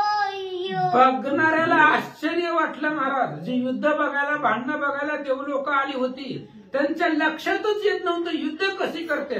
अहो डोळ्याची पापणी लावतोय तोपर्यंत पृथ्वी तलावरती होते आणि लगेच एकाच क्षणामध्ये अंतराळामध्ये जात होते. जिथं बघल तिथं त्या ठिकाणी असणारे डोळ्याच्या सुद्धा त्या ठिकाणी चकवत येऊन आकाशामध्ये पृथ्वीवर क्षणिक आकाशात क्षणिक पृथ्वीवर अशा प्रकारचं युद्ध करत होते. बघणाऱ्याला आश्चर्य वाटला. बाप बळले दोघे वानर धीर धीर महाशूर दोघे युद्धंती दुगत एरेला नाटोपती. बाप बळी बलवान दोघे जण इथं एकमेकाला ऐकत नाहीत. धीर वीर शूर रणयुद्धे पराक्रमी बलवान एकमेकाला सुद्धा ऐकत नाही. एवढं अशा प्रकारचं सुंदर वाचन लेकरांनी केलं. मला छोटसच आहे सुंदर दणदणीत आवाज आहे. मग बस की आता रोज थोडं थोडं वाचायचं. 10 झाले की आता 15 श्री गणेशाय नमः. श्री प्रभु रामचंद्राय नमः. दोघे वीर रण प्रवीण देखोनी वानराचे रण संतोषला श्री रघुनंदन बळ समान दोहीचे. दोघांचंही घनघोर अशा प्रकारचं युद्ध होतं. दोघही एकमेकाला ऐकत नव्हते. दोघेही समान बळाचे, समान ताकदीचे आणि एक सारखे होते. दोघांचं बळ पाहिलं रामचंद्राला सुद्धा आश्चर्य वाटलं, रामांना सुद्धा संतोष वाटला, आनंद वाटला. एवढी ताकद दोघांमध्ये समान होते. दोघे वाण अनन्य सबळ बळे समसमान, देखोनी श्रीरामाचे योजन बाण, वाळी विंधोनी मारावया. आणि दोघांचंही त्या ठिकाणी समान बळ होतं. आणि मग रामचंद्र वानरामध्ये गुप्त होते, वालीला दिसत नव्हते, कुणाला दिसत नव्हते. आणि रामचंद्राने आपलं कार्य करण्यासाठी, आता दोघं समान आहेत, बलवान आहेत, म्हणून रामचंद्रांनी बाण काढला वालीला मारण्यासाठी आणि बाण धनुष्याला लावला. तो बाळी सुग्रीव दोघे जण, ठाण मान वर्ण लक्षण, रूपरेखा समसमान, कोणास बाण विंदावा. आणि रामचंद्राने बाण घेतला, धनुष्याला लावला आणि वालीला मारावा म्हणून दोघांकडे पाहिलं. रामचंद्राला वाली ओळखूच येणार महाराज, कारण वाली आणि सुग्रीव सेम टू सेम, आपल्या भाषेत म्हणलं डबल रूळ, कुठल्याही प्रकारचा फरक नाहीये. ठाण मान गुण लावण्य रूपरेखा सगळं त्या ठिकाणी समान होतं.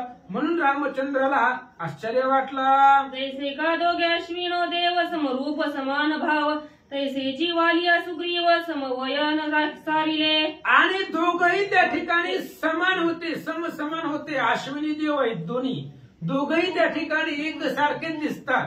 तशा पद्धतीने वाली आणि सुग्रीव एकसारखे दिसू लागले. श्रीराम सज्जोनिया बाण, स्वय झाला विस्मय पन्ना, दोघा माझी वाळी कोण कोणास आपण वदावे. आणि रामचंद्राने बाण धनुष्याला लावला आणि रामचंद्राला वाली आणि सुग्रीव सारखीच दिसू लागले. मग रामाने विचार केला बाण कुणाला मारायचा, कारण दोघे सारखेच दिसत आहेत. याच्यामधला वाली कोण आणि सुग्रीव कोण ओळखूच येत नाहीये, असा विचार भगवंत करतात. न कळून या बिंदू जाता, अवचट झाली या सुग्रीव घाता, तेव्हा मी झाला विश्वासवंत, भाकही व्रता होय माझी. रामचंद्राने विचार केला, मी जर बाण वालीला मारण्यासाठी सोडला आणि तो जर बाण सुग्रीवाला लागला तर शरण आलेला आहे आपल्याला, आणि शरण आलेलं मारलं मग आपल्यावर कोणीही विश्वास ठेवणार नाही. विश्वास होईल, विश्वासघात होईल. शरण आलेलं आपण मारलं असंही आपलं नाव त्या ठिकाणी जाईल, आपल्यावर कोणी विश्वास ठेवणार नाहीये. रामचंद्र विचार करतात. बाण लागली या वचिता, श्रीरामे मारिले शरणागता, ऐसे निंदत बैसले माथा, शोभा समजता पूर्वजांची. आणि रामचंद्र विचार करतायत, मी वालीला म्हणून बाण सोडला आणि तो बाण जर सुग्रीवाला लागला तर माझ्या पूर्वजांना राग येईल, कारण पूर्वजांनी शरणागताचं रक्षण करण्यासाठी जीव दिलेला आहे. त्यांच्यासाठी सत्वाची हानी होऊ नये म्हणून कित्येक त्या ठिकाणी सहन केलेलं आहे. आणि त्या पूर्वजांना भयंकर राग येईल, मी जर सुग्रीवाला मारलं तर विचार रामचंद्र करतात. मुख्य शोभेल हरिचंद्र, शिवी भगीरथ पृथु नरेंद्र, काकुस्त दिलीपादी नृपवर, वंशीचे समग्र शोभती. मी जर चुकून बाण जर सुग्रीवाला लागला तर पहिल्यांदा मुख्य राग हरिश्चंद्राला येणार आहे. अहो त्यानं स्वप्नात दिलं होतं दान, स्वप्नामध्ये दिलेलं दान खरं केलंय आणि आपण तर सावध असताना दिलेलं आहे. अग्नी आणि सूर्याच्या साक्षीनं त्या ठिकाणी वचन दिलेलं आहे सुग्रीवाला. त्या हरिश्चंद्रानं स्वप्नात दिलेलं दान सत्यत्वाला आणलं. शिबिराजानं आपल्या शरीराचं मांस कपोताच्या संरक्षणासाठी दिलं. एवढी पूर्वज माझे थोर आहेत आणि मी जर शरणागताला मारलं तर त्या सगळ्यांना राग येईल असं सांगतात. रुक्मांगद धर्मांगद, सूर्यवंशीचे वीर अगाध, अवघे शोभती प्रबुद, केले विरुद्ध श्रीरामे. आणि रुक्मांगद राजा आहे, धर्मांगद आहे. एकादशीचं व्रत त्यांनी पाळलं होतं. रुक्मांगद धर्मांगदेशी व्रत पाळून एकादशी नगरी नेली वैकुंठासी, झाले जगासी उपकारी. अशा पद्धतीचे दोघे जण आहेत, पिता पुत्र. यांनी व्रत सांभाळलं पण आपलं असणार व्रत खंडन करू दिलं नाहीये, ब्रीद सांभाळलं असा विचार भगवंत करतात. शरणागता वज्र पंजर, मिथ्या मिरवी श्रीरामचंद्र, एस निंदतील सर्वत्र, लागला शूर सुग्रीवा शर सुग्रीवा. जर माझ्याकडून चुकून बाण सुग्रीवाला लागला आणि सुग्रीव जर मेला तर मग हे जे आहे, जो मज वय अनन्य शरण त्याचे निवारी मी जन्म मरण, शरणांगता शरण्य मीच एकू. असं जर ज्ञानेश्वर महाराजांनी पुरावा दिलाय, त्याच्यावर कोण विश्वास ठेवणार आहे? कोणीच विश्वास ठेवणार नाही. ब्रीद जे आहे आमचं सत्य आहे, सूर्यवंशाचं ब्रीद आहे. जीव गेला तरी चालेल, पण शरणांगताचं रक्षण झालं पाहिजे. अशा पद्धतीची माझी अपकीर्ती होईल. रामचंद्र बोलतात, ऐसे विचारो निजान श्रीराम विंदीचा बाण, तो वाळीने केले औन जळो आपण पवावया. आणि अशा प्रकारचा विचार केला महाराज. रामानं बाणच मारला नाही. आणि बाण नाही मारल्यामुळं, कारण हे दोघं किती जरी दिवस युद्ध करत असले तरी कोणालाच विजय मिळणार नव्हता. दोघेही समान बळीचे होते. मग वालीनं आपल्याला विजय मिळावा याच्यासाठी एक वेगळं विचित्र लाघव केलं. काय केलं ऐका. वीर्य धैर्य अंगवन बळबळे दोघे समान, वाळीने जाणोनी आपण केले विंदान निज विजया. दोघांकडेही ताकद समान आहे, दोघांकडेही बळ समान आहे, दोघांकडे धैर्य वीर्य यश कीर्ती सगळं समान आहे. आणि आपण दोघं किती जरी दिवस युद्ध करत असलो तरी जिंकणार कुणीच नव्हतं. आणि आपल्याला विजय मिळावा यासाठी वालीने एक विचित्र विंदान केला. ऐका. सूरीना टोपे निज बळे, वाळी सकळे युद्ध समेळे, मग दाखविले वरदमाळे जय काळे विजयार्थी. आणि वालीने विचार केला, सुग्रीव आपल्याला ऐकत नाही. कारण वाली एवढं बळ सुग्रीवाकडे होतं. सुग्रीव काय हलका नव्हता महाराज, बलवान होता. वालीने विचार केला, आपल्याला सुग्रीव आता ऐकत नाही, जड चाललाय. मग आपलं शेवटचं शस्त्र म्हणजे माळा दाखवणं. माळ दाखवली की पुढचा विमुख होतो, त्याच्या अंगातली ताकद संपत्ती क्षीण होते. म्हणून आपल्याला विजय मिळण्यासाठी, सुग्रीवाचा पराजय होण्यासाठी वालीनं गळ्यातली माळ शर्टाच्या वर काढली, सुग्रीवाला दाखवले. युद्ध करिता वर्षानुवर्षी श्रम खेद नव्हे दोघांसी, वाली जाणोनी मानसी मग माळेसी प्रयोजी. वालीला माहिती होतं महाराज, वर्षानुवर्ष जरी युद्ध केलं तरी दोघांपैकी कुणाचाही पराजय होणार नाही, कुणीही जिंकणार नाही. कारण दोघेही समान बळाचेही किती जरी दिवस युद्ध केलं तरी कुणीच एकमेकाला ऐकणार नाही. मग किती दिवस भांडणं करायची? आपल्याला विजय मिळावा यासाठी वालीनं आपली वरदमाळा सुग्रीवाच्या डोळ्याला दाखवले. होता वरदमाला दर्शन, सुग्रीव शक्ती झाली क्षीण, भोवंडी येऊनी पडे आपण मूर्छित पूर्ण मुखी. आणि मग ज्या वेळेस माळ दिसली सुग्रीवाला त्यावेळेस सुग्रीवाची ताकद संपली, क्षीण झाली. आणि सुग्रीव आकाशामध्ये अंतराळामध्ये युद्ध चालू होतं त्यावेळेस सुग्रीव मूर्छित खाली जमिनीवरती पडणार होता. काय झालं?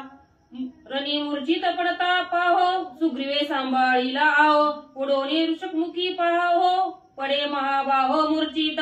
लक्षात घ्या महाराज, युद्ध कौशल्य आहे.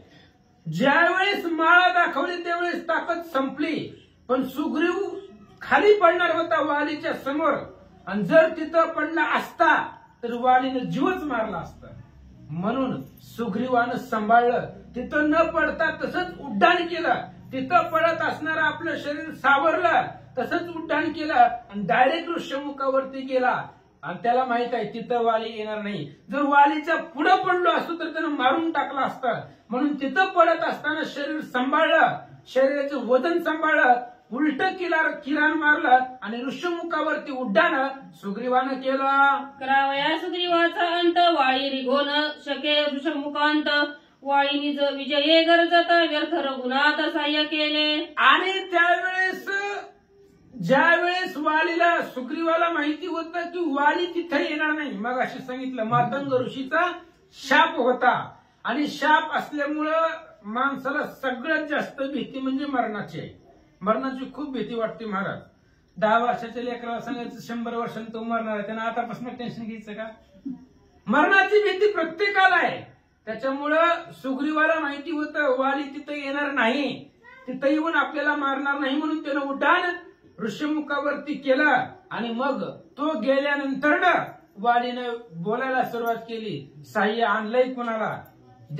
वाचाय आता पुढे. धरोनी श्रीरामाचे बळ, मदसी करू आलासी सळ, युद्धी केलासी विकळ, व्यर्थ तळमळ का करीसी. आणि वाली बोलू लागला सुग्रीवाला. तो निघून गेला, पण निघून गेला तरी बोलू लागला.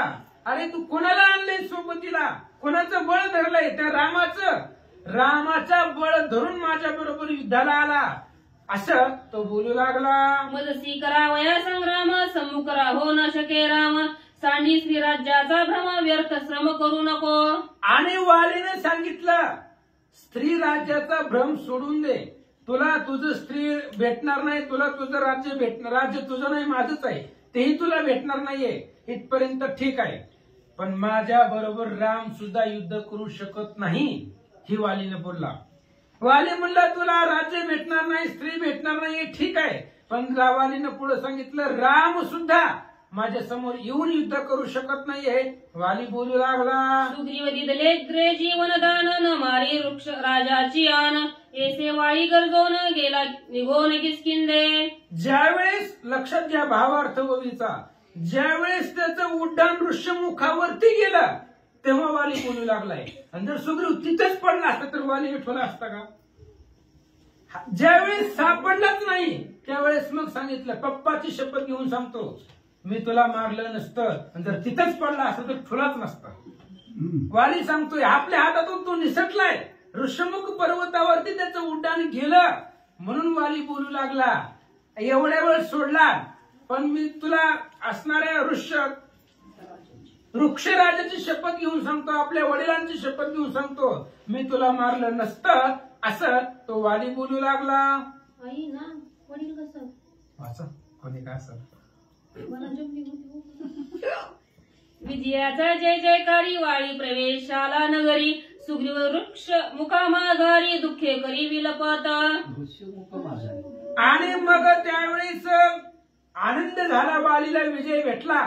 विजय भेटल्याबरोबर तो घरला आपल्या गावाकडे नगरीमध्ये निघून आला, आणि इकडं ऋषमुख पर्वतावरती सुग्रीव पडला, अत्यंत विवळत पडला. त्याचं काय झालं ऐका. सुग्रीव पडिताशी मूर्छित, वानर झाले हाहाभूत, वाली भय भयभीत, वानरे पळत वृक्षमुखी. आणि त्यावेळेस सुग्रीव त्या ऋषमुख पर्वतावरती पडला, अत्यंत घाबरला, भीती वाटली, सगळे वानर सुद्धा घाबरली, राजा पडलाय, आणि जी युद्ध बघायला वानर आलेली होते ती सगळे ऋषमुखाकडं पळू लागले. वाळीच्या घाई जर्जरीभूत, रक्ते नाली धगधगीत, सुग्रीव अति दुःखे विलपत, साह्य रघुनाथ नवेची. आणि वालीचा मार भरपूर खाल्लेला होता सुग्रीवानं, त्यामुळं सगळं शरीर रक्तानं भरलेलं होतं. सुग्रीवाचं अत्यंत कुथत विवळत ते असणाऱ्या ऋषमुख पर्वतावरती पडला.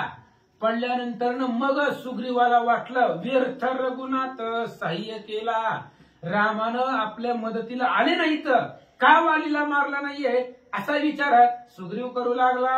वाली वदाचा अक्रम, श्रीराम दाहोनी पराक्रम, करविला युद्ध धर्म, अति दुर्मग वाळीसी. आणि त्यावेळेस त्या ठिकाणी सुग्रीव बोलू लागला, रामाने आक्रम दाखवला की मी वालीला मारतो असं दाखवलं. आणि मगाची 2 शर्यती होत्या ती रामानं पार केल्या, दुदुंबीचं शरीर उडवलं, 7 झाडं एकाच रेषेत आणून तोडले, सगळं केलं. याच्यावरनं सुग्रीवाला वाटलं होतं की राम वालीला मारतील आणि राम वालीला मारील असा आक्रम रामानं दाखवला, पण मला सहाय्य केलं नाहीये असं सुग्रीव बोलू लागला. वाळी वदावया तत्काळ, धरुणी श्रीरामाचे बळ, निशंक युद्ध केले तुंबळ, अति सबळ वाळीसी. रामाचं बळ धरलं, मला माहिती होतं पाठीमाग राम आहे, अंतर राम असल्यानंतर ना मी कुणालाच भिणार नाही, पाठीशी असल्या श्री रघुनाथ, कृतांताचे पाळीनं दात, मजला भय नाही निश्चित, दुष्ट समस्त निर्दाळीनं, असं मला वाटलं होतं की पाठीमाग राम आहे. म्हणून रामाच्या बळावरती निशंक कुठल्याच प्रकारची शंका न घेता मी युद्धासाठी गेलो, पण रामानं माझी पाठ राखली नाहीये. सुग्रीव बोलू लागला, श्रीरामाचा निज नेट, युद्ध केले कडकडाट, श्रीरामे पाहिला माझा शेवट, घायवट जवळ पडे. आणि रामचंद्र आणि त्या ठिकाणी रामानं माझा शेवट पाहिला, अंत पाहिला. याचा अर्थ मी मरायची वाट राम बघत होता, तवा बाण सोडणार होता. मी जर इथं आलो नसतो, तिथं पडलो असतो तर वालीनं मारून टाकला असता. मग रामचंद्राने बाण का सोडला नाही माझ्या धाकेसाठी धावली का नाही तर माझी मदत का केली नाही हे सुग्रीव बोलू लागला. वाळीने केला जर्जरभूत तरी साय नवे श्री रघुनाथ देवी आलोर्ष मुखांत एरवी प्राणात पावतो. सुग्रीव मनाशी बोलू लागला महाराज, वालीनं मला खूप मारलं तिथं रणांगणामध्ये, गांजलं तरी राम साह्य झाले नाही. माझं नशीब मोठं होतं म्हणून माझं उड्डाण डायरेक्ट ते ऋषमुखावरती आलं. मी जर वालीच्या समोर पडलो असतो तर वालीनं मला जिवंत ठेवलं नसतं. मी माझ्या नशिबानं ऋषमुखावरती आलो आणि वाचलो असं स्वतःला सुग्रीव बोलू लागला. पडतो ऋषमुखा बाहेरी तरी वाळी मारिता क्षणा माघारी श्रीराम होऊनी सहकारी रणद्वारी गंजिलो. आणि जर तिकडे ऋषमुखाच्या बाहेर कुठेही पडलो असतो तरी वालीनं मला जीवच मारला असतं. पण मी ऋषमुख पर्वतावरती पडलो त्यामुळं माझा जीव वाचला. अशा पद्धतीने बोलू लागले. कुंडली कवरधारी विठ्ठल श्री ज्ञानदेव तुकाराम. श्रीरामाचे साह्य बळ रणरंगी झाले विफळ चुकली कृपेची पै ओल पायी सखोल गंजिलो. असं पांडुरंगा गुरु धाम दुसरे जण संतांची त्यांच्या कृपा आशीर्वाद आणि कथेचा विस्तार बाबाजी सद्गुरूत असतो का. बसलेले सर्व श्रोते मंडळी साधू संतांना साष्टांगपणी बंद करून कथेला सुरुवात कथेचं अनुसंधान. सुग्रीव राजामध्ये प्रभू रामचंद्राची मदत घेऊन रणांगणाच्या ठिकाणी उतरलो. पण आज जी काय कृपेचा वलावा होता सुकला, वलच निघून गेली. आता पिरून काय उपयोग आहे. वल निघून गेली, पिरून काय उपयोग आहे म्हणल्या. जोपर्यंत वल होते कृपारूपी वल होती बरं वाटत होतं, पण ती कृपारूपी वला सुकली. ज्याच्या भरवशावर आलं होतं त्यांनीच हात असणाऱ्या काढता घेतला. काय करू असणार मी म्हणले असणारा सुग्रीव राजा आपलं असणारं दुःख व्यतीत करू लागले. पुढे काय म्हणतात. श्रीरामे हरविली जिजकांता तो काय मज साह्य होईल आता बरं आहे की. प्रथा बोलणे श्री रघुनाथा मज तत्वता मानले. खोट प्रभू रामचंद्र बोलतात हे मला आज कळलं. मला म्हणतात नुसतं लढ मी आहे कशाचं लढ मारायला लागलो म्हणले इथं. पुढे सुद्धा येणार प्रभू रामचंद्र. काय की प्रभू रामचंद्र स्वतःची बायको सांभाळणं झालं नाही मला म्हणतात तुला मदत करतो. असं असतं का. असले प्रभू रामचंद्र असं नाव प्रभू रामचंद्राला दोष देऊ लागला म्हणजे नाव प्रभू रामचंद्राला ठेवू लागला असं सुग्रीव राजे बघा. हा जोपर्यंत अंगात आहे ताप तोपर्यंत मी अंगातला गेला ताप मी देवाच्या बापाचा बाप. अशा प्रकारची असणारी अवस्था सुग्रीवराजाची आहे. जोपर्यंत ताप होता तोवर देव देव देव देव देव आणि ताप निघून गेला की देवाचा बाप म्हणायला लागला. अशी अवस्था झाली वाचा. श्रीराम सत्य सर्वज्ञ राज्य त्या जोनी आलावना तोही माझ्या संरक्षणा मिथ्य प्रतिज्ञा होऊनी ठेला.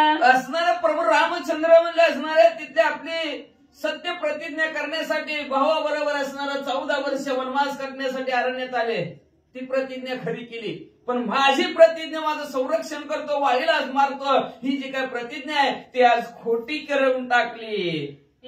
सुग्रीव विप्लत तव लक्ष्मण हनुमंता समवेत ते आला श्री रघुनाथ कृपावंत कृपाळू. अशा प्रकारचं असणार रडत आहे खणत आहे कुतत आहे सुग्रीवराजे. तेवढ्या तिथं असणाऱ्या लक्ष्मणजीनं हनुमंतरायला बोलवलं आणि कृपळ असणाऱ्या प्रभू रामचंद्राच्या जवळ गेले आणि प्रभू रामचंद्राला काय म्हणतात ऐका. मुखे सांगे श्री रघुनाथ वाळीसी पाचारी विद्यार्थ दृष्टी पडितासी करीन घात तुझा कर्दार्थ साधीना. कनर कुतत प्रभू रामचंद्राच्या समोर आणलं. बघा किती लागले. सुग्रीवराजा हा करायला लागला. मग प्रभू रामचंद्र म्हणले बरं बरं बरं बरं असू दे म्हणले. मला कळलं नाही रे नेमकं तुमचं कोण आहे का. आपल्या भाषेत सांग हुबेहूब एक सारखे तीळ मात्र दोघात फरक नव्हता. उंचीला सारखेच बोलायला सारखेच दिसायला सारखेच हात पाय सगळं सारखं होतं. त्याच्यामुळे प्रभू रामचंद्राला सुद्धा ओळख पाहिलं नाही वाळी कुठला सुग्रीव कुठला. चुकून जर बाण सुग्रीवलाच लागला तर खोटं होईल की आपलं बोलणं. तुझं संरक्षण करतो मला शरण आलेला आहे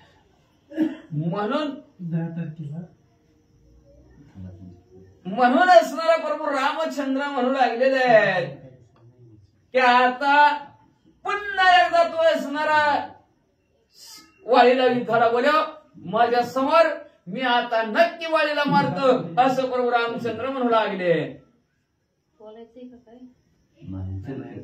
ऐसे बोलोनी आपण वाळीसी मज लाविले रण गाई माझा निघता प्राण साह्य संपूर्ण नव्हेची. काय सांगितलं बोलव म्हणलं माझ्या समोर म्हणले माझ्या समोर युद्ध खेळा. काय प्रभू रामचंद्र मोठ्याने आरोळी टाकली त्याला तुमच्या समोर युद्धाला बोलिलं म्हणले. आणि जेव्हा आमच्या दोघांची भांडणं लागली तेव्हा गेला का पळून सोडवायचं कुणी म्हणले असणार. असं असतं का प्रभू रामचंद्र म्हणले असणार. मला वाटलं तुम्ही मदत करता त्या वाळीला मारचाल म्हणले पण काहीच नाही म्हणले असणारा.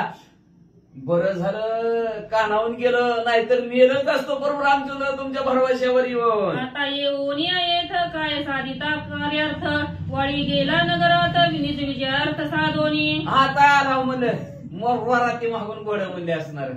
झालं का काम तरी व्हायला पाहिजे होतं की आता काम करायला लाव काय. अहो ती घ्यायला की म्हणजे वाळी म्हणजे नाचत वाजत गाजत नवरदेवाची वरात निघाली तशी वरात निघाली असं म्हणले त्याच्या गावात. सुग्रीवला जिंकून आला. सुग्रीव प्रभू रामचंद्राच्या साह्याने आला तरी मीच विजयी झालो म्हणून तो विजयाची असणारी गर्जना करत करत वाद्य वाजत वाजत म्हणजे नगराला निघून गेला. आता तुमचं काम करायला लाव का प्रभू रामचंद्र असं सुग्रीव राजे म्हणू लागले. वाळीने करिता अति निर्वाण नाही ढळलो अनुप्रमाण वा, वा, वा. परत वाळा दाविता जन मूर्छा पण मी पडलो. प्रभू रामचंद्र तुमच्या असणाऱ्या भरवशाच्या द्वारावर इतकं लढलो एक पाऊल सुद्धा मागे सरलो नाही. निकारीची असणारा त्यांना शेवट मरल किंवा वाचल असं म्हणून असणारा जशाच तसं उत्तर वाळीला दिलं. पण काय सांगायचं प्रभू रामचंद्र मी किती चांगला माळ करेल किती माझ्या गळ्यात टप्पुऱ्या माळ्यात म्हणून मी शर्टाच्या वर माळ काढली. काढल्याबरोबर काय झालं प्रभू रामचंद्र कळलं नाही. त्या माळेसमोर मी बेशुद्ध पडलो. देवी पाडिले मुकांत एरवी वाळी करिता माझा घात सयनवीच मूर्छित दुःख विभूत मज केले. काय सांगायचं प्रभू रामचंद्र दैवे नशिबाही म्हणला बर का. माझं नशीब बलवंतर म्हणून ऋषीमुख पर्वतावर पडलो. इकडं तिकडं जर पडला असतं संपला आज सुग्रीव राजा संपला असता म्हणले प्रभू रामचंद्र म्हणले का तुम्ही मला मदत केली नाही का वाळीला मारलं नाही. अशा प्रकारचं असणारा अतिशय दुःखी अवस्थेत झालेले सुग्रीव राजे प्रभू रामचंद्राला बोलू लागले. मी मूर्छित होता विमुख पाठीशी घालोनी निशांक वाळीसी नवसीत सम्मुख परम दुःख मज दिदले. काय सांगायचं प्रभू रामचंद्र मी बेशुद्ध पडलो होतो आणि तो वाळी समोरच उभा होता. तुम्हाला दिसलं नाही का हो प्रभू रामचंद्र. का तुम्ही त्याला पाठीशी धरलं गेला आणि तो म्हणजे असणारा विजय होऊन नगराच्या ठिकाणी गेला प्रभू रामचंद्र. आणि तुम्ही म्हणले असणार मला दुःखाच्या थारोळ्यात पाडला का असं केलं. सहाय्यक होऊन या करावे सुखी श्रीराम सत्यवादी तिन्ही लोकी तू मज केली परम दुःखी तेही लटकी कीर्ती केली. खोटीच कीर्ती केली प्रभू रामचंद्र. स्वर्गमूर्ती पाताळात तुमची असणाऱ्या कीर्तीचा झेंडा फडकवतोय प्रभू रामचंद्र. जे बोलतात ते करून दाखवतात प्रभू रामचंद्र. अशा प्रकारचे प्रभू रामचंद्र सत्यवादी आहेत. सत्यवादी हरिश्चंद्र राजाच्या वंशातले आहेत. खरे बोलणारे प्रभू रामचंद्र आणि जे बोलतात ते करून दाखवतात. अशा प्रकारचे असणारे प्रभू रामचंद्र पण आज खोटे ठरले. वाळीला मारतो तर माझं संरक्षण करतो म्हणले होते पण काहीच केलं नाही. मला सुखी करायचं सोडून प्रभू रामचंद्राने दुःखी केलं असं सुग्रीव राजे बोलू लागले. सुग्रीव कोणी दुःखाभिभूत कळवळला श्री रघुनाथ त्याचे कोणी रुदित सोयी बोलत कपाळू. मग अशा प्रकारचं असणाऱ्या दुःख अवस्थेत प्रभू रामचंद्र समोर वाळी बोलताय. सुग्रीव बोलतात प्रभू रामचंद्राला अंतःकरणाच्या ठिकाणी असणारी कृपा उपजली आणि सुग्रीव राजाच्या जे काही हृदयात अंतराच्या ठिकाणी आहे ते प्रभू रामचंद्राला कळलं आणि प्रभू रामचंद्र असणाऱ्या कृपेने परत सुग्रीव राजांना काय म्हणू लागले.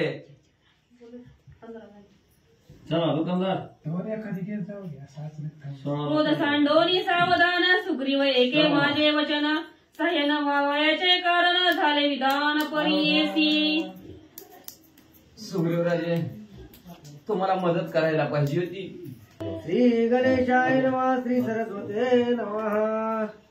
गोरी लावूनिया बाण वाळीचा म्या घ्यावा प्राण तेव्हा तुम्ही बंधू दोघे जण समान बासले ती. सुग्रीव राजांनी धनुष्याला बाण लावला होता. तुमच्या दोघांकडे बघत होत बाण सोडणार. तेवढ्यात बघितलं तर दोघे समसमान दोघं सारखंच दिसलं. बाण कोणाला मारायचं? देवादी देव आहे, करता करविता परमेश्वर आहे, अखिल कोटी ब्रह्मांडाचा नायक आहे. पण त्या दोघातला भेदभाव कळला नाही. काय भाऊ भाऊ असतील ते दोघं? हा सुग्रीव आहे आणि हा असणारा वाळी आहे. देवाला सुद्धा कळला नाही म्हणले असं असणारं दोघं ते दोघं मला समान शेम टू शेम दिसला.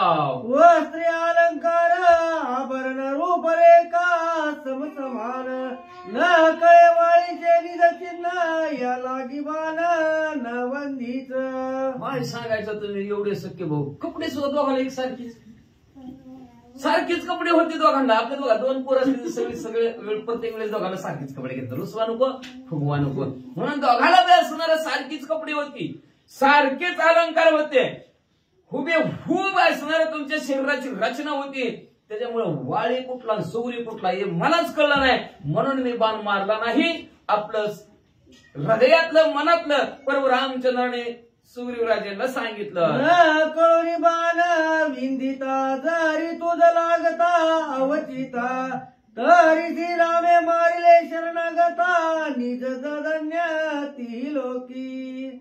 ऐका सुग्रीवराजे, यदा कदाचित मी बाण सोडला असता आणि चुकून तुम्हालाच लागला असता सुग्रीवराजे, तर माझी स्वर्गमूर्ती पाता तिने जगतात अपकीर्ती झाली असती.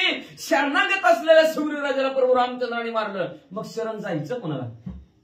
शरण जाय पंढरी जाय. मग शरण जायचं कोणाला? महाराज वाचा. वचट तुझ लागले बाण माग म्या त्या जावा की आपुला प्राण आईशे जाणून आपण शरसंधान न करीत. चुकून जर बाण तुम्हाला लागला असतं सुग्रीवराजे, शरणागत संपला आणि अपमानापेक्षा मेलेलं बरं. माझा अपमान स्वर्गमूर्ती पाताळात झाला असता. शरणागत असलेल्या सुग्रीवराजाला मारलं. मग देवाची भक्ती नामस्मरण कोण कारण नाही केलेलं बरं ह्या देवाचं. मग नीत असणारं लज्जित झालं असतं, माझा प्राण मी सोडला असता. मग ह्याच्यापेक्षा एवढा भला मोठा घोटाळा होण्यापेक्षा आजच्या दिवस जरा धीरधर तू जरी कैवारे काय वाळी शुद्ध करिता देख ते तोराळे अटक जरी सन्मुख वर्धमाळा. बरं तुझा कैवार घेऊन मी जर असणार युद्धात असणार मिसळलं असतो, भांडण केलं असतं, पण ती आशीर्वादाची कश्यप ऋषीच्या आशीर्वादाची माळ आहे. एखाद्या ऋषीने दिलेला आशीर्वाद आणि त्याची तोडमोड आमच्याच्याने होईल असं मला वाटतच नाही. मी करणारही नाही असं प्रभू रामचंद्र म्हणतात. जो जो युद्ध करी समुख वर्धमाळ करी विमुख मद नाही वने पर्णमुख ते मजाटक युद्धार्थी. जो जो वाळी बरोबर युद्ध करतोय आणि त्यांनी वरदानाची माळ दाखवली की विमुख होते का नाही? या मावले बसा मावले असू द्या गळ्यात मला ती पोटात काळ म्हणते, पण ती म्हणणारच म्हणते का तर त्यांना माळ्याचं महत्व माहितीच नसतं म्हणून ती तसं म्हणते ती. पण ज्याला माळ्याचं महत्व आहे ती काय म्हणणार? या महाराज बसा महाराज. चोराने हल्ले कधीच नाही, आणणार बी नाही. माळेचं महत्व ज्याला माहितीये त्याला माहितीये ती म्हणणार या राम राम बसा. नाही माळ करायची खोटं बोलत असेल का? कधी खोटं बोलत नाही असं म्हणते ती. तेवढा माळच आहे म्हणून कितीही मोठा असला तरी माझ्यासमोर झुकतो. मी मनुष्य रूपात आलं, मी सुद्धा झुकणार. पण माझं असणारं ब्रीद आहे, झुकणार नाही, पराडमुख होणार नाही, विमुख असणारा माळेला होणार नाही. का तर युद्धात ती विजय पावतोय आणि मी हारलो. मी माझ्या असणाऱ्या देहाला हरले प्रभू रामचंद्र हा शब्द रणछोड भगवान कृष्ण परमात्मा उलटा हे प्रभू रामचंद्राच्या अवताराच्या उलटा श्रीकृष्ण परमात्मा आहे. तिथं एकदा पळून गेलं पाठ दाखवून, पण ह्या मनुष्य राम अवतारात पाठ दाखवणं मला शोभत नाही सुग्रीवराजे, म्हणून मी बाण मारला नाही असं प्रभू रामचंद्र सांगू लागले. युद्ध न करावयाची कारण सहाय्य व्हावे तव दोघे समान या लागीन विंदीचं बाण सत्य जाण. सुग्रीवा खरं सांगतो सुग्रीवराजे बाण मारण्याचं वाढलं न संपवण्याचं एकच कारण दोघे तुम्ही शेम टू शेम दिसला. व्यर्थ हवची खेदयुक्त हा तुझा प्रारब्ध भोगा निश्चित आणि वाळीचे काही आयुष्य प्राप्त तेरे पदार्थ ऐसा घडला. कशामुळे घडलं असं? प्रारब्ध कोणाशी तळे नाहीशी प्रारब्धाची देण झालं. कृष्ण सह्य पांडवाशी ते भोगीती नसतो चर्यसी. प्रारब्ध कोणाला टळत नाही. प्रारब्धाची वाडे मानन प्रारब्धाची वाडे धन. प्रारब्धात असलं तर धन कसंही कुठंही मिळतं आणि प्रारब्धात असलं तर मान मिळतं. नाहीतर प्रारब्धात नसलं संग भाकरीचं बटूळ असते. आता खाऊ मग खाऊ, खाणंच होत नाही, ह्याला म्हणायचं प्रारब्ध. तसं म्हणजे असणारं त्याचं प्रारब्ध बलवंतर होतं आजवाळीचं, आणि त्याचं आयुष्य बी थोडं शिल्लक होतं. लक्षात ठेवा, कितीही कुणी मारण्याचा प्रयत्न करू द्या, पण कुठंही मरण मानू द्या, अजिबात मरणार नाही. पण फिक्स जागा फिक्स वेळ मेल्याशिवाय राहतच नाही. ज्या दिवशी जन्मलेलो आहे त्या दिवशी तारीख लिहिलेली असते, आपली ठिकाण सुद्धा लिहिलेलं असतं. ह्या ठिकाणी ह्या दिवशी तू मरणार, फक्त डिक्लेअर केलेलं नसतं बरं का. नाहीतर डिक्लेअर केलं की अवघड परिस्थिती आहे का नाही. मग असे सांगितलं महाराजांनी, मरण शब्द न साहते. मरण शब्द सुद्धा 10 वर्षाच्या लेकराला म्हणा किंवा म्हातारीला म्हणा, मरण मंच म्हणलं की त्याला शब्द सहन होतच नाही. तशा प्रकारे प्रभू रामचंद्र म्हणले असणार त्याचं प्रारब्ध बळवंत होतं. प्रारब्ध म्हणजे पुण्य, आणि पुण्य आपण म्हणतो नाही काय, पापाची पाहिली वाहिल्याशी मग सहज म्हणते ते लय पाप केलं म्हणतो नाही म्हणतात का. पण प्रारब्ध त्याचा शास्त्रोक्त असणारा शास्त्रोक्त शब्द प्रारब्ध म्हणतात. पाप पुण्य संचित त्याला प्रारब्ध म्हणतात. मग असं त्याचं प्रारब्धात होतं की त्याचं अजून आयुष्य सारलेलं नव्हतं. का तर आयुष्य सारल्याशिवाय कोणाचं कसं आयुष्य, कोणाचं मागच्या जन्माच्या त्याच्यावर अवलंबून. तसं म्हणजे ह्याचं आयुष्य शिल्लक होतं. म्हणून आज वाळी वाचला. प्रभू रामचंद्र म्हणले चतुर्थी आहे, गणपती बाप्पा कशाला विघ्न म्हणल्या चांगल्या कार्याला बघू द्या. घ्या वयावाईचा प्राण, आता मी घेतो धनुष्य बाण, माझ मारिता लगे क्षण, युद्ध क्रमण करी वाळीशी. आत्ताच्या आता धनुष्याला बाण लावतो, आत्ताच्या आता वाळीला संपवतो. सुग्रीवराजे हाय का तयार तू? आता अवघड जातात मरस्तर मार खाल्ला लगेच अजून ती हळद काय लावलं, हळद नाही म्हणायचं अंगा ती काहीतरी मलम पिलम काहीतरी लावलं असं जाऊ दे. आता तेव्हा हळदच नाही होती म्हणजे अजून हळदीचं वन सुद्धा अंगाचे गेले नाहीत, म्हणजे जखमा सुद्धा असून तितके झाले नाहीत. तोवरच तयार हाव का म्हणतात. आता सुग्रीवराजे काय म्हणतात ऐका. सुग्रीव म्हणे नाही शक्ती केवळी विपाचारू हितार्थी, कृपेने आलिंगी श्री रघुपती, अमृत हस्ती स्पर्शिला. प्रभू रामचंद्र अँब्युलन्स सुद्धा कोणी उचलून दवाखान्यापर्यंत सुद्धा पोच केलं नाही. प्रभू रामचंद्र म्हणले असू दे मग सारखं असता पाठीरा काही तर लोक मी आहे की म्हणजे असणार. कृपा कटाक्षी नेहरेले आपल्यामध्ये बैसवले बाप रुक्मादेवी वरे भक्ता दिले वरदान. फक्त प्रभू रामचंद्राने मला ताकद नाही. सुग्रीवराजे म्हणले आपल्याला ताकद नाही, सलाईन लावावं लागेल. प्रभू रामचंद्र म्हणले काळजीच करू नको, असं सलाईन लावतो असं सलाईन लावतो. उठून पळतच गेला पाहिजे घरी तो. का तर दुःख सहन होत नाही ना. सर्दी खोकला वर्षाने 6 महिने आला तर डॉक्टरला म्हणजे असं इंजेक्शन करा ना अशी गोळी द्या, एका दिवसात आराम मिळाला पाहिजे. तसं सुग्रीवराजाला कुठे एक दिवस दुःख झालं तरी देवाला म्हणायला लागला, देवा काहीतरी पटकन होईल नीट बघा मी असं कार्य कर. असं म्हणल्याबरोबर प्रभू रामचंद्रांनी निसा आपला कृपारूपी हात सुग्रीवराजाच्या पाठीवर अंगावर फिरवला. सुग्रीवराजाला 10 पट किती पण शक्ती आली वाचा. आलिंगन निषेधन निर्द शक्ती संपूर्ण, पहिल्यापेक्षा सद्गुण सुग्रीवराजा. आलिंगनाचं असणारं निमित्त प्रभू रामचंद्रांनी केलं तर आलिंगन घड्या मोक्ष सायुज येतात थोडे. ह्या हृदयात त्या हृदयात मंत्राचं कैकेयीच्या अंगात गेलं, मंत्र रामायण घडलं. तसं प्रभू रामचंद्राची ताकद आलिंगन दिल्याबरोबर सगळी सुग्रीवराजाच्या अंगात गेली, आणि अंगात गेल्याबरोबर 1000 पटीने असणारी ताकद सुग्रीवराजाच्या अंगात आली. आणि त्या ताकदीनं सुग्रीवराजे काय करू लागले. सुग्रीव पाये सावधान अंगिन देख गाय नावन, पुरती बाणली अंगवला वाळी शिरना करावया. मग म्हणले असणाऱ्या सुग्रीवराजाने आपल्या असणाऱ्या अंगाकडे बघितलं तर असणारं एक वन सुद्धा कुठं दिसलं नाही, खरचटलंय असं सुद्धा काही वाटलं नाही. काय ताकद असेल प्रभू रामचंद्राच्या हातामध्ये. कुठला मलम लावला आणि कुठलं इंजेक्शन कुठलं सांग, नुसतं अमृत रूपी असणार हात असणारा स्पर्श अंगावर केल्याबरोबर एवढी ताकद आली. ताकदीच्या जोरावर प्रभू रामचंद्राला म्हणले आत्ताच्या आत्ता दिवाळी बरोबर युद्ध करतो. सुग्रीव उठे ते काळी प्रतापे बोले श्रीराम जवळी, आजी मी लोळवून वाळी रन्न कलळी विचारुनी. लगेच असणारा उठला ताटली उभा राहिला आणि प्रभू रामचंद्राला म्हणला आजच्या आज वाळी बरोबर युद्ध करतो आणि त्याला धुळीत मिसळवतो.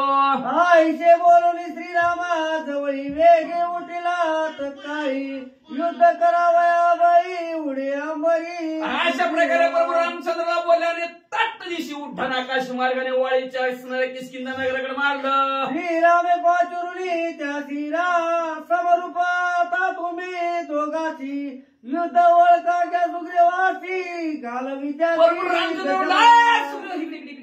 उतावळा नवरा मुलग्याला बाशिंग म्हणले लगीन निघाला का ताकद आली की थांब जरा म्हणले.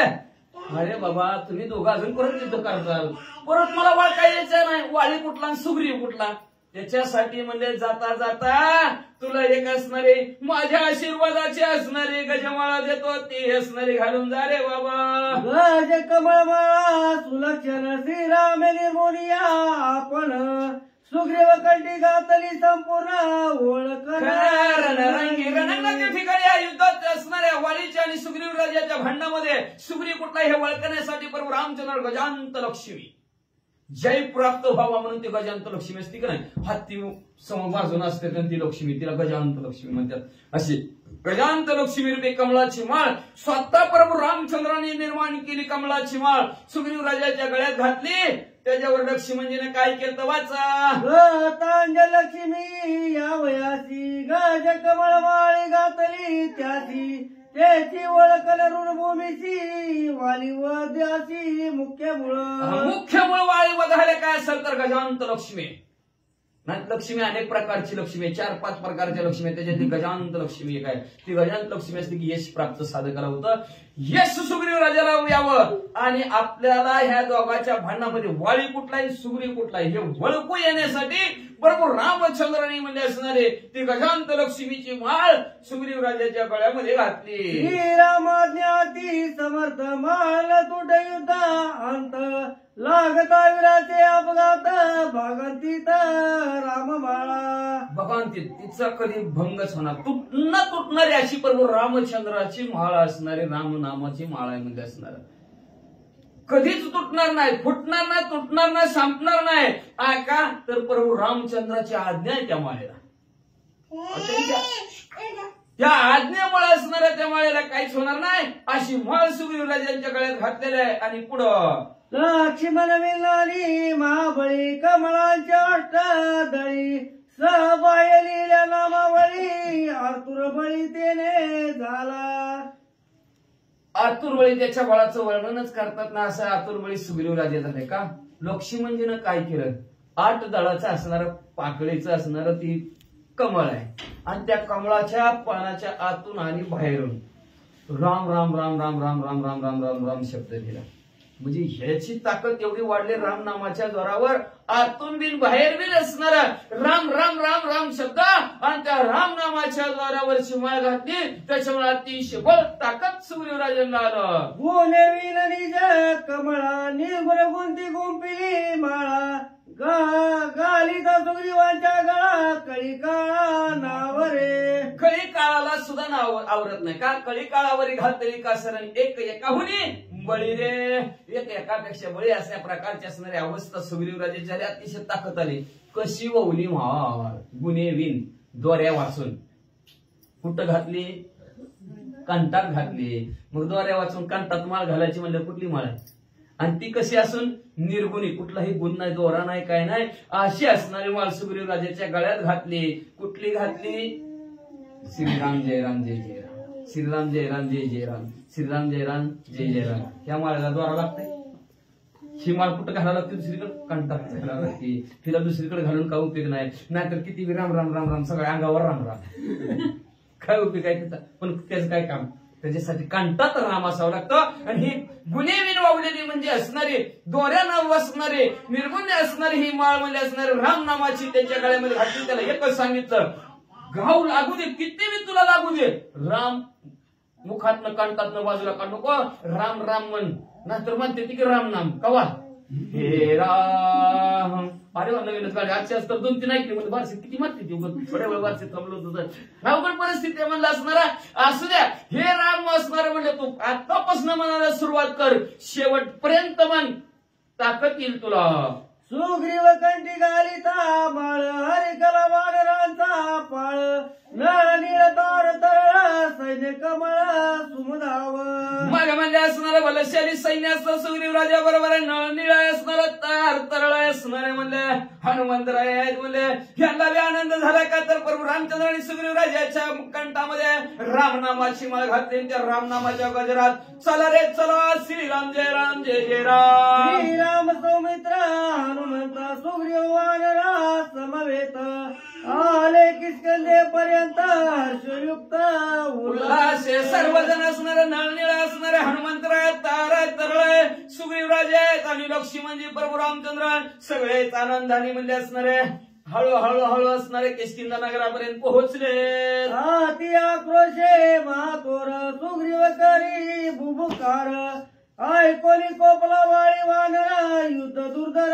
करू पाहे मग असणारे किष्किंधा नगरीच्या असणारे विशीच्या जवळ आले आणि विशीच्या जवळ आल्याबरोबर सुग्रीव राजाने पुन्हा म्हटले जय श्रीराम अशी आरोळी ठोकली वाळीला मला हिंमत असेल ताकद असेल तर ये रे बाहेर असा आवाज टाकला वाळीनं ऐकला आला काय की म्हणला अजून कॉल किती धुतलाय म्हणला असणार पावडर लावू निरमा लावू आता काय लावू म्हणला ह्याला मग म्हणले तो हे असणार काय आत्मधन करू लागला ऐका दोघे बंधू क्रोध युक्त युद्ध करिता भूत वाळी वजला श्री रघुनाथ तोही गुयार्थ अवधार रागाने म्हणले असणार दोघंचे दोघं भाऊ म्हणले असणार न भूतो ने भविष्य ते अशा प्रकारचं युद्ध करतील निकाराचं युद्ध जशाच तसं लय असणार युद्ध करतील आणि त्यावेळेस गुप्त आडबाजूला राहून प्रभू रामचंद्र वाळीला संपवतील अतिशय वर कथानं पुढची अध्यात ऐका म्हणतात एका जनार्दना शरणा पुढे गोड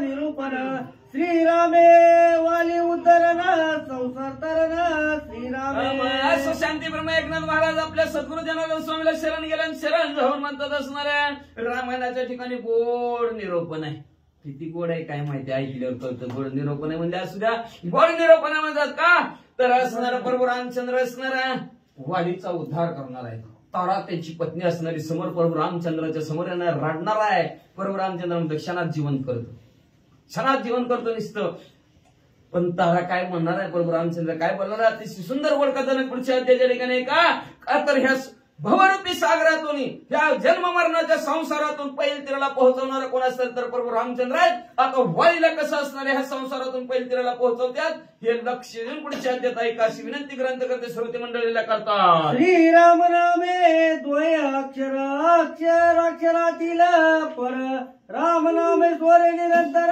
पावन नर ती लोकी असो प्रभू रामचंद्राच्या नामाची दोनच अक्षरात निसर्रा आणि मग दोनच अक्षर म्हणजे असणारी कशात शराक्षरातीत पर ज्याचा कधी नाशच नाही विनाशाच्या पलीकडची दोन अक्षर आहेत ती आणि तीच अक्षर असणाऱ्या सुग्रीव राजा आपल्या कंठाच्या ठिकाणी धारण करणार आहे आणि त्या राम नामाच्या जोरावर म्हणजे असणार स्वर्गमुक्ती पाहतात तिने जगतात पावन पवित्र सुग्रीव राजा होतील प्रभू रामचंद्र लक्ष्मी म्हणजे हनुमंतराय होतील म्हणजे राम नाम पडता एक एक तोही ती लोकी अलौकिक एका जनार्दनी होती एका नित्य निष्कंठ श्रीराम असं म्हणजे अशा प्रकारचे प्रभू रामचंद्र कसे आहेत म्हणजे निस्तर राम घेतलं तरी स्वर्गमूर्ती पातळात तो साधक वंदनीय होतो म्हणजे असणार त्याची लौकिकच करता येत नाही कीर्ती स्वर्गमूर्ती पातळात पसरली जाते म्हणजे म्हणून असणारे शांती ब्रह्म एकनाथ महाराज आपल्या सद्गुरु जनार्दन स्वामीला शरण जाऊन सांगतात की प्रभू रामचंद्र निष्कलंक आहेत कुठलाही कलंक प्रभू रामचंद्रला नाही मारतील कसं मारतील काय मारतील का वाढून मारतील का समोरून मारतील उद्या नाही का तर कश्यप ऋषीची एका असणाऱ्या महान ऋषीवर याची माळ त्याच्या गळ्यात आहे त्याच्या माळ्याच्या समोर नको काय ताकद असेल ऋषी मंडळात देवाला सुद्धा त्यांची ताकद तोडता येत नाही ती सुद्धा म्हणजे त्यांच्या समोर नको जायचं मी जरी गेलो तरी माझा सुद्धा पराभव होईल म्हणून अरुण प्रभू रामचंद्र सुग्रीव भाव आहे वाळी अभाव आहे आणि भावाला मारायचं म्हणलं भाव म्हणजे ही भावना आहे विश्वासाला मारायचं म्हणलं तर मारता समोरासमोर मारतात नाही आणि आ भावाला मारायचं म्हणलं तर मारता येतं त्याला सुद्धा मारायचं म्हणलं तर आडूनच मारतात नको बाबा पोतीला भाव नाही नको बाबा म्हणलं तर आणि त्याला कसं मारावं लागतंय फोन करून वाटता स्वस्ति श्री भावार्थ रामायणे तिसकिनी कांडे एक कार्तिकाय सूर्यो भंगो नाम पंचम आय गोड श्री कृष्ण